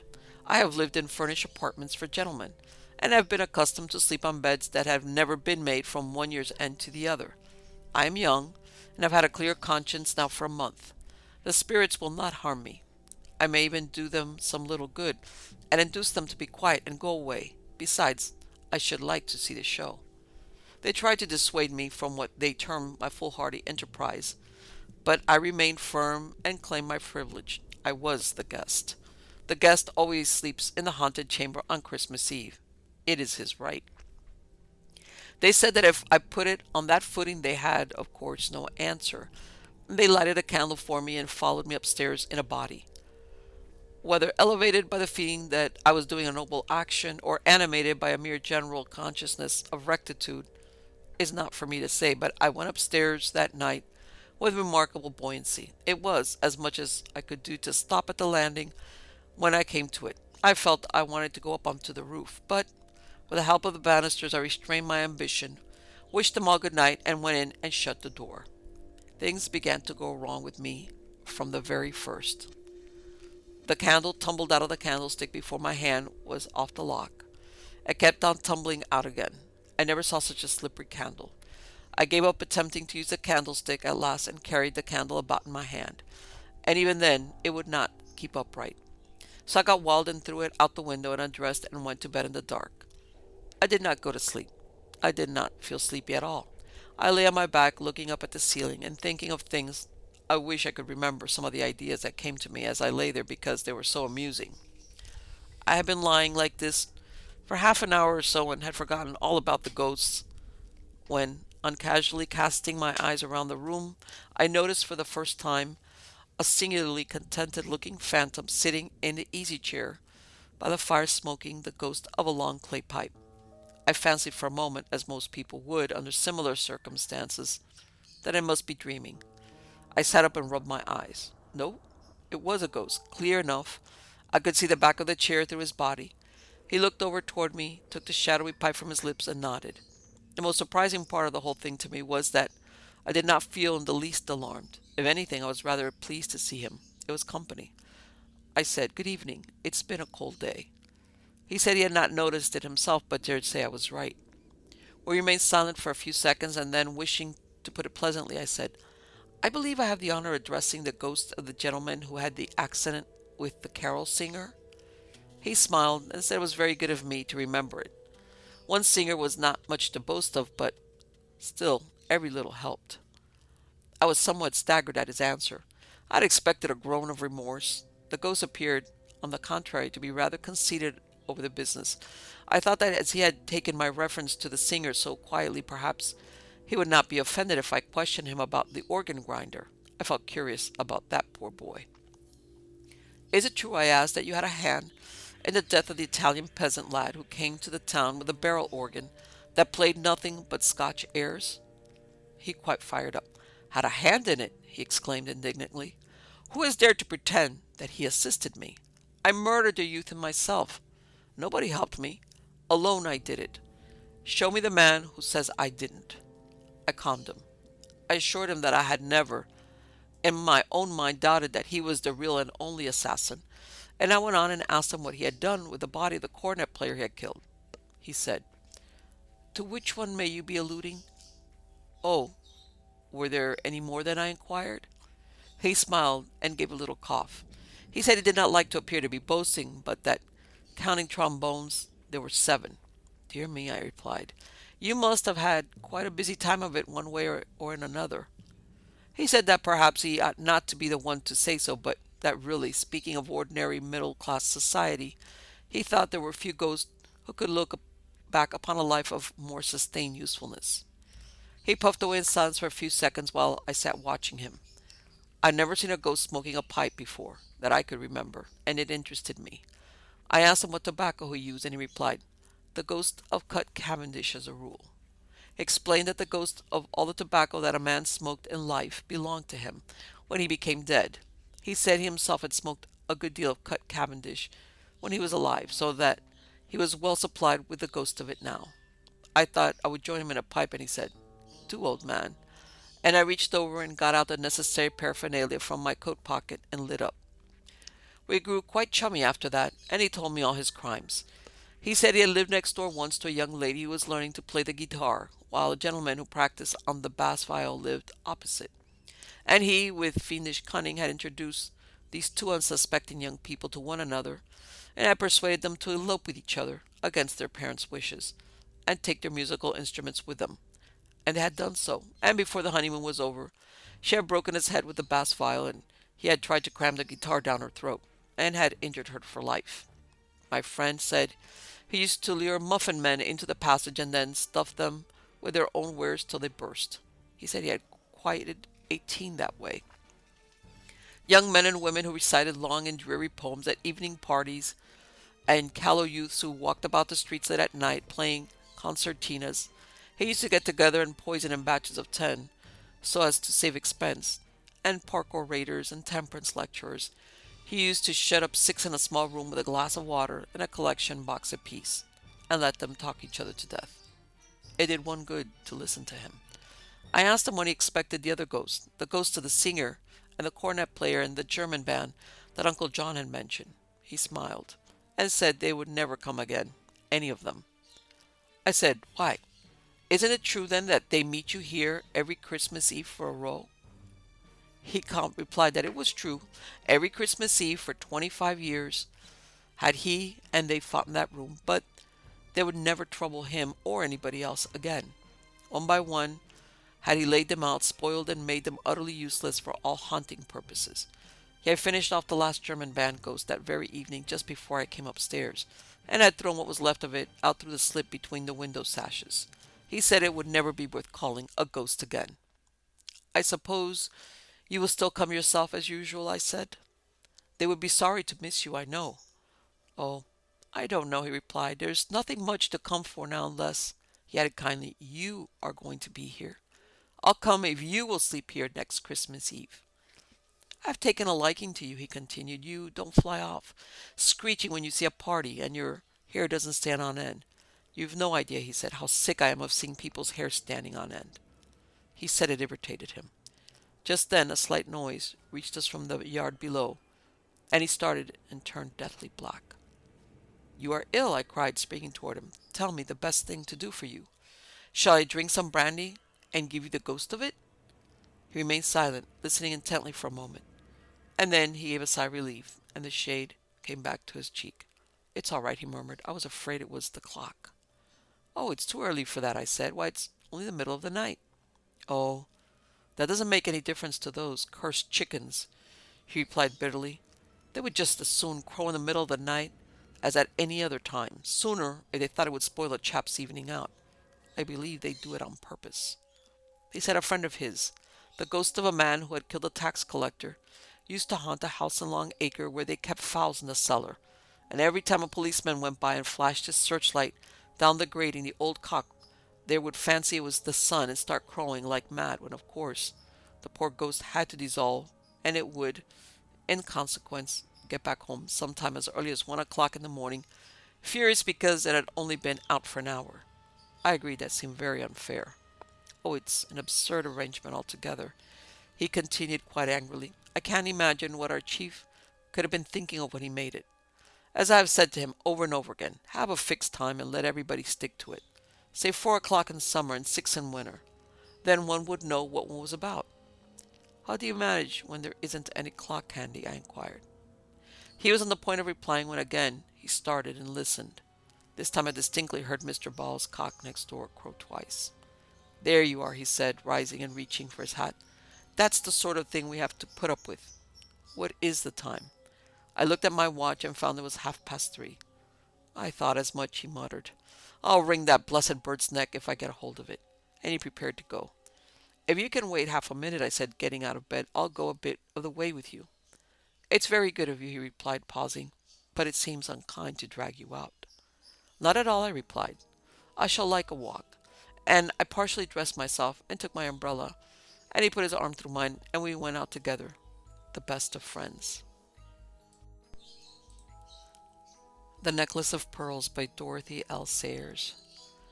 Sir Septimus Shale was accustomed to assert his authority once in a year, and once only. He allowed his young and fashionable wife to fill his house with dramatic furniture made of steel, to collect advanced artists and anti-grammatical poets, to believe in cocktails and relativity, and to dress as extravagantly as she pleased. But he did insist on an old-fashioned Christmas. He was a simple-hearted man who really liked plum pudding and cracked mottos, and he could not get it out of his head that other people, at bottom, enjoyed these things also. At Christmas, therefore, he firmly retired to his country house in Essex, called in the servants to hang holly and mistletoe upon the Cubist electric fittings, loaded the steel sideboard with delicacies from Fortnum and Mason, hung up stockings at the heads of the polished walnut bedsteads, and even on this occasion only had the electric radiators removed from the modernist grates and installed wood fires and a Yule log. He then gathered his family and friends about him, filled them with as much Dixonian good fare as he could persuade them to swallow, and after their Christmas dinner, set them down to play charades and clumps and animal, vegetable, and mineral, in the drawing-room, concluding these diversions by hide-and-seek in the dark all over the house. Because Sir Septimus was a very rich man, his guests fell in with his invariable program, and if they were bored, they did not tell him so.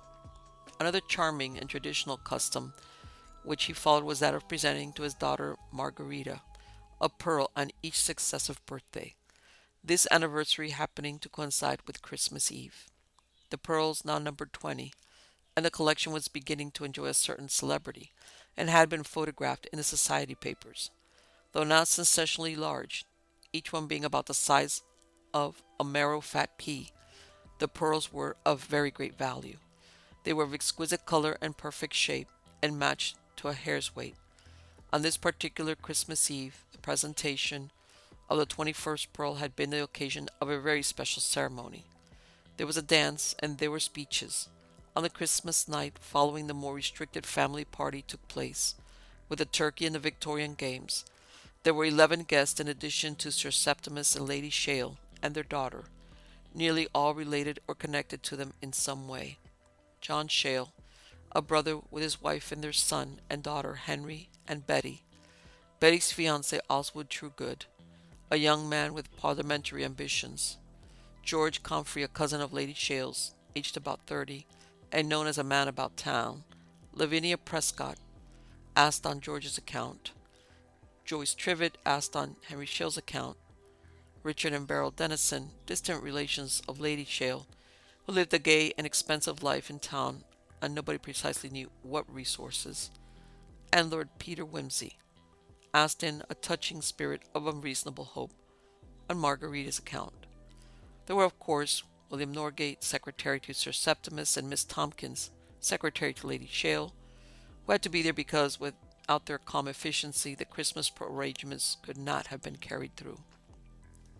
Dinner was over, a seemingly endless succession of soup, fish, turkey, roast beef, plum pudding, mince pies, crystallized fruit, nuts, and 5 kinds of wine, presided over by Sir Septimus, all smiles, by Lady Shale, all mocking deprecation, and by Margarita, pretty and bored, with a necklace of 21 pearls gleaming softly on her slender throat. Gorged and dyspeptic, and longing only for the horizontal position, the company had been shepherded into the drawing-room and set to play musical chairs. Miss Tomkins at the piano, Hunt the slipper provided by Miss Tomkins, and Dumb Crambo, costumes by Miss Tomkins and Mr. William Norgate. The back drawing-room, for Sir Septimus clung to these old-fashioned names, provided an admirable dressing-room, being screened by folding doors from the large drawing-room, in which the audience sat on aluminum chairs, scrabbling uneasy toes on a floor of black glass under the tremendous illumination of electricity reflected from a brass ceiling. It was William Norgate who, after taking the temperature of the meeting, suggested to Lady Shale that they should play at something less athletic. Lady Shale agreed and, as usual, suggested bridge. Sir Septimus, as usual, blew the suggestion aside. Bridge? Nonsense, nonsense. Play bridge every day of your lives. This is Christmas time. Something we can all play together. How about animal, vegetable, and mineral? This intellectual pastime was a favorite with Sir Septimus. He was rather good at putting pregnant questions. After a brief discussion, it became evident that this game was an inevitable part of the program. The party settled down to it, Sir Septimus undertaking to go out first and set the thing going. Presently they had guessed, among other things, Miss Tomkins' mother's photograph, a gramophone record of I Want to Be Happy, much scientific research into the exact composition of records, settled by William Norgate out of the Encyclopedia Britannica, the smallest stickleback in the stream at the bottom of the garden, the new planet Pluto, the scarf worn by Mrs. Dennison, very confusing because it was not silk, which would be animal, or artificial silk, which would be vegetable, but made of spun glass, mineral, a very clever choice of subject, and had failed to guess the Prime Minister's wireless speech, which was voted not fair since nobody could decide whether it was animal by nature or a kind of gas. It was decided that they should do one more word, and they go on to hide and seek. Oswald Trugood had retired into the back room and shut the door behind him, while the party discussed the next subject of examination, when suddenly Sir Septimus broke in on the argument by calling to his daughter, "Hello, Margie, what have you done with your necklace?" "I took it off, Dad, because I thought it might get broken in Dumb Crambo. It's over here on this table." "No, it isn't." "Did you take it, Mother?" "No, I didn't. If I'd seen it, I should have. You are a careless child." "I believe you've got it yourself, Dad. You're teasing." Sir Septimus denied the accusation with some energy. Everybody got up and began to hunt about. There were not many places in that bare and polished room where a necklace could be hidden. After 10 minutes of fruitless investigation, Richard Dennison, who had been seated next to the table where the pearls had been placed, began to look rather uncomfortable. "Awkward, you know," he remarked to Wimsey. At this moment Oswald Trugood put his head through the folding doors and asked whether they hadn't settled on something by now, because he was getting the fidgets. This directed the attention of the searchers to the inner room. Margarita must have been mistaken. She had taken it in there and had got mixed up with the dressing-up clothes somehow. The room was ransacked. Everything was lifted up and shaken. The thing began to look serious. After half an hour of desperate energy, it became apparent that the pearls were nowhere to be found. "They must be somewhere in these 2 rooms, you know," said Wimsey. "The back drawing-room has no door, and nobody could have gone out of the front drawing-room without being seen. Unless the windows. No, the windows were all guarded on the outside by heavy shutters, which it needed 2 footmen to take down and replace. The pearls had not gone out that way. In fact, the mere suggestion that they had left the drawing-room at all was disagreeable because it was William Norgate, efficient as ever, who coldly and boldly faced the issue. I think, Sir Septimus, that it would be a relief to the minds of everybody present if we could all be searched. Sir Septimus was horrified, but the guest, having found a leader, backed up Norgate. The door was locked and the search was conducted, the ladies in the inner room and the men in the outer. Nothing resulted from it except some very interesting information about the belongings habitually carried about by the average man and woman.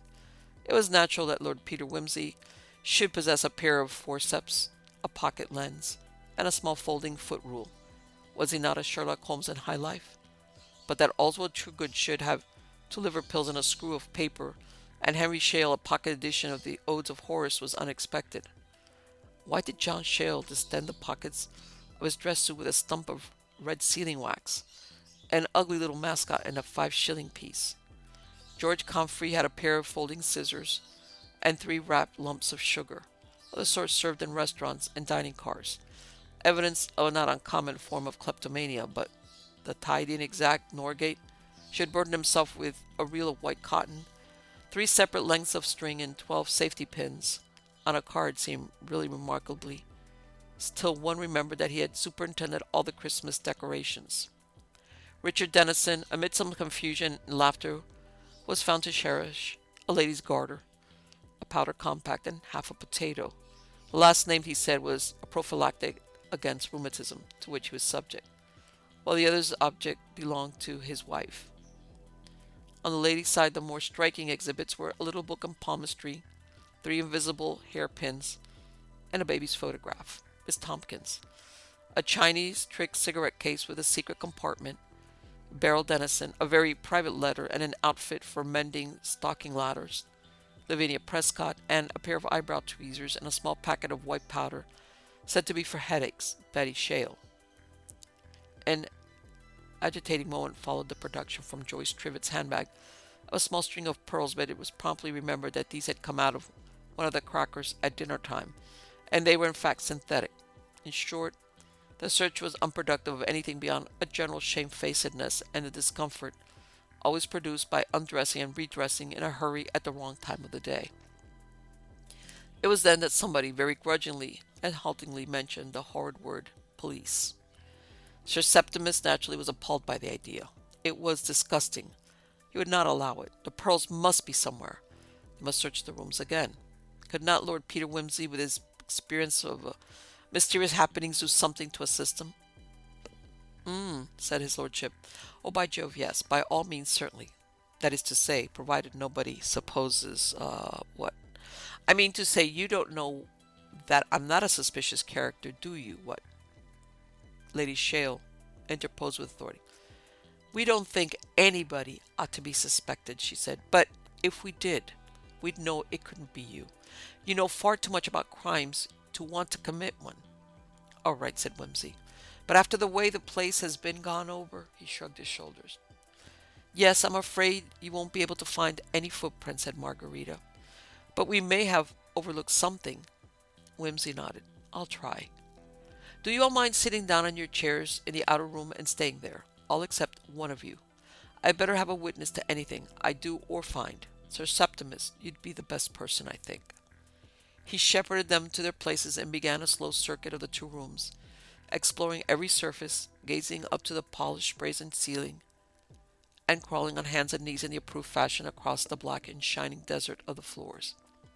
Sir Septimus followed, staring, when Wimsey stared, bending with his hands upon his knees, when Wimsey crawled, and puffing at intervals with astonishment and chagrin.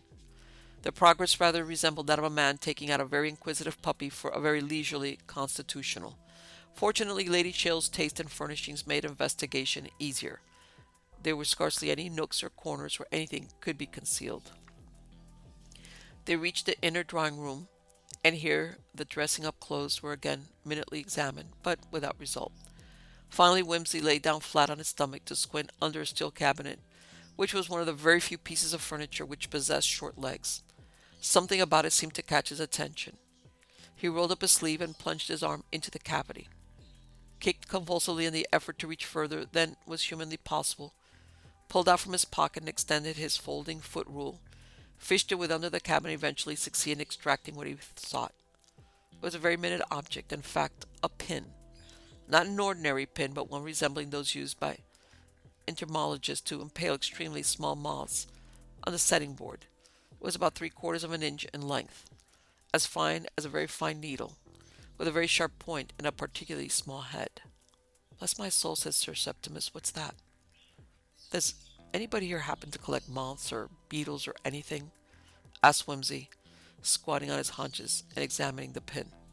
I'm pretty sure they don't, replied Sir Septimus. I'll ask them. Don't do that. Whimsy bent his head and stared at the floor, from which his own face stared imitatively back at him. I see, said Whimsy presently. That's how it was done. All right, Sir Septimus. I know where the pearls are, but I don't know who took them. Perhaps it would be as well, for everybody's satisfaction, just to find out. In the meantime, they are perfectly safe. Don't tell anyone that we found this pin, or that we discovered anything. Send all these people to bed. Lock the drawing-room door and keep the key, and we'll get our man or woman by breakfast time. God bless my soul, said Sir Septimus, very much puzzled. Lord Peter Wimsey kept careful watch that night upon the drawing-room door. Nobody, however, came near it. Either the thief suspected a trap, or he felt confident that any time would do to recover the pearls. Wimsey, however, did not feel that he was wasting his time. He was making a list of people who had been left alone in the back drawing-room during the playing of animal, vegetable, and mineral. The list ran on as follows: Sir Septimus Shale, Lavinia Prescott, William Northgate, Joyce Trivett and Henry Shale, together because they had claimed to be incapable of guessing anything unaided, Mrs. Dennison, Betty Shale, George Comfrey, Richard Dennison, Miss Tompkins, Oswald Trugood. He also made out a list of persons to whom pearls might be useful or desirable. Unfortunately, this list agreed in almost all respects with the first, always excepting Sir Septimus, and so was not very helpful. The two secretaries had both come well recommended, but that was exactly what they would have done had they come with ulterior designs. The Dennisons were notorious livers from hand to mouth.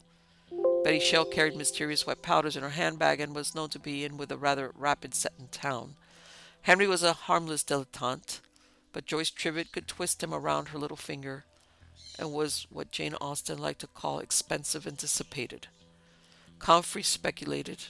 Oswald Trugood was rather frequently present at Epsom and Newmarket. The search for motives was only too fatally easy. When the second housemaid and the under footman appeared in the passage with household implements, Wimsey abandoned his vigil, but he was down early in breakfast. Sir Septimus with his wife and daughter were down before him, and a certain air of tension made itself felt. Wimsey, standing on the hearth before the fire, made conversation about the weather and politics. The party assembled gradually, but as though by common consent nothing was said about pearls until after breakfast, when Oswald Trugood took the bull by the horns. Well now, he said, how's the detective getting along? Got your man, Wimsey? Not yet, said Wimsey easily. Sir Septimus looked at Wimsey as though for his cue, cleared his throat, and dashed into speech. All very tiresome, he said. All very unpleasant. Nothing for it but the police, I'm afraid. Just at Christmas, too. Spoilt the party. Can't stand seeing all this stuff about the place. He waved his hand toward the festoons of evergreens and colored paper that adorned the walls. Take it all down. What? No heart in it? Burn the lot. What a pity, when we worked so hard over it, said Joyce. Oh, leave it, Uncle, said Henry Shale. You're bothering too much about the pearls. They're sure to turn up. Shall I ring for James? Suggested William Norgate. No, interrupted Comfrey. Let's do it ourselves. It'll give us something to do and take our minds off our troubles. That's right, said Sir Septimus. Start right away. Hate the sight of it. He savagely hauled a great branch of holly down from the mantelpiece and flung it crackling into the fire. That's the stuff, said Richard Dennison. Make a good old blaze. He leapt up from the table and snatched the mistletoe from the chandelier. Here goes, one more kiss for somebody before it's too late. Isn't it unlucky to take it down before the new year? Suggested Miss Tompkins. Unlucky be hanged. We'll have it all down, off the stairs, and out of the drawing-room, too. Somebody'll collect it. Isn't the drawing-room locked? Asked Oswald. No, Lord Peter says the pearls aren't there, wherever else they are, so it's unlocked. That's right, isn't it, Wimsey? Quite right. The pearls were taken out of these rooms. I can't tell yet how, but I'm positive of it. In fact, I'll pledge my reputation that wherever they are, they're not up there. Oh well, said Comfrey. In that case, have at it. Come along, Lavinia. You and Dennison do the drawing room, and I'll do the back room. We'll save a race. But if the police are coming in, said Dennison, oughtn't everybody to be left just as it is? Damn the police, shouted Sir Septimus. They don't want evergreens. Oswald and Margarita were already pulling the holly and ivy from the staircase, amid peals of laughter. The party dispersed. Whimsy went quietly upstairs and into the drawing room, where the work of demolition was taking place at a great rate, George having bet the other two men shillings to a tanner that they would not finish their part of the job before he finished his. You mustn't help, said Lavinia, laughing to Whimsy. It wouldn't be fair. Whimsy said nothing but waited till the room was clear. Then he followed them down again to the hall, spluttering suggestive of Guy Fawkes' night. He whispered to Sir Septimus, who went forward and touched George Comfrey on the shoulder. Lord Peter wants to say something to you, my boy, he said. Comfrey started and went with him a little reluctantly, as it seemed. He was not looking very well. Mr. Comfrey, said Whimsy, I fancy these are some of your property. He held out the palm of his hand, in which rested 22 fine small-headed pins. Ingenious, said Whimsy, but something less ingenious would have served his turn better. It was very unlucky, Sir Septimus, that you should have mentioned the pearls when you did. Of course he'd hoped that the loss wouldn't be discovered till we chucked guessing games and taken to hide and seek. The pearls might have been anywhere in the house. We shouldn't have locked the drawing-room door, and he could have recovered them at his leisure.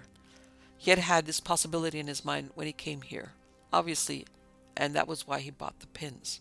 And Miss Shale's taking off the necklace to play Dumb Crambo gave him his opportunity. He had spent Christmas here before, and knew perfectly well that animal, vegetable, and mineral would form part of the entertainment.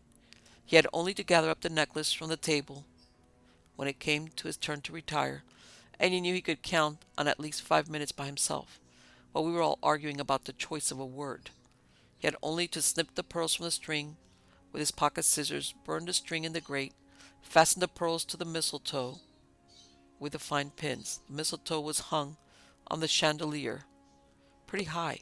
It's a lofty room, but he could easily reach it by standing on the glass table, which wouldn't show footmarks, and it was almost certain that nobody would think of examining the mistletoe for extra berries. I shouldn't have thought of it myself if I had found that pin which he had dropped. That gave me an idea that the pearls had been separated, and the rest was easy.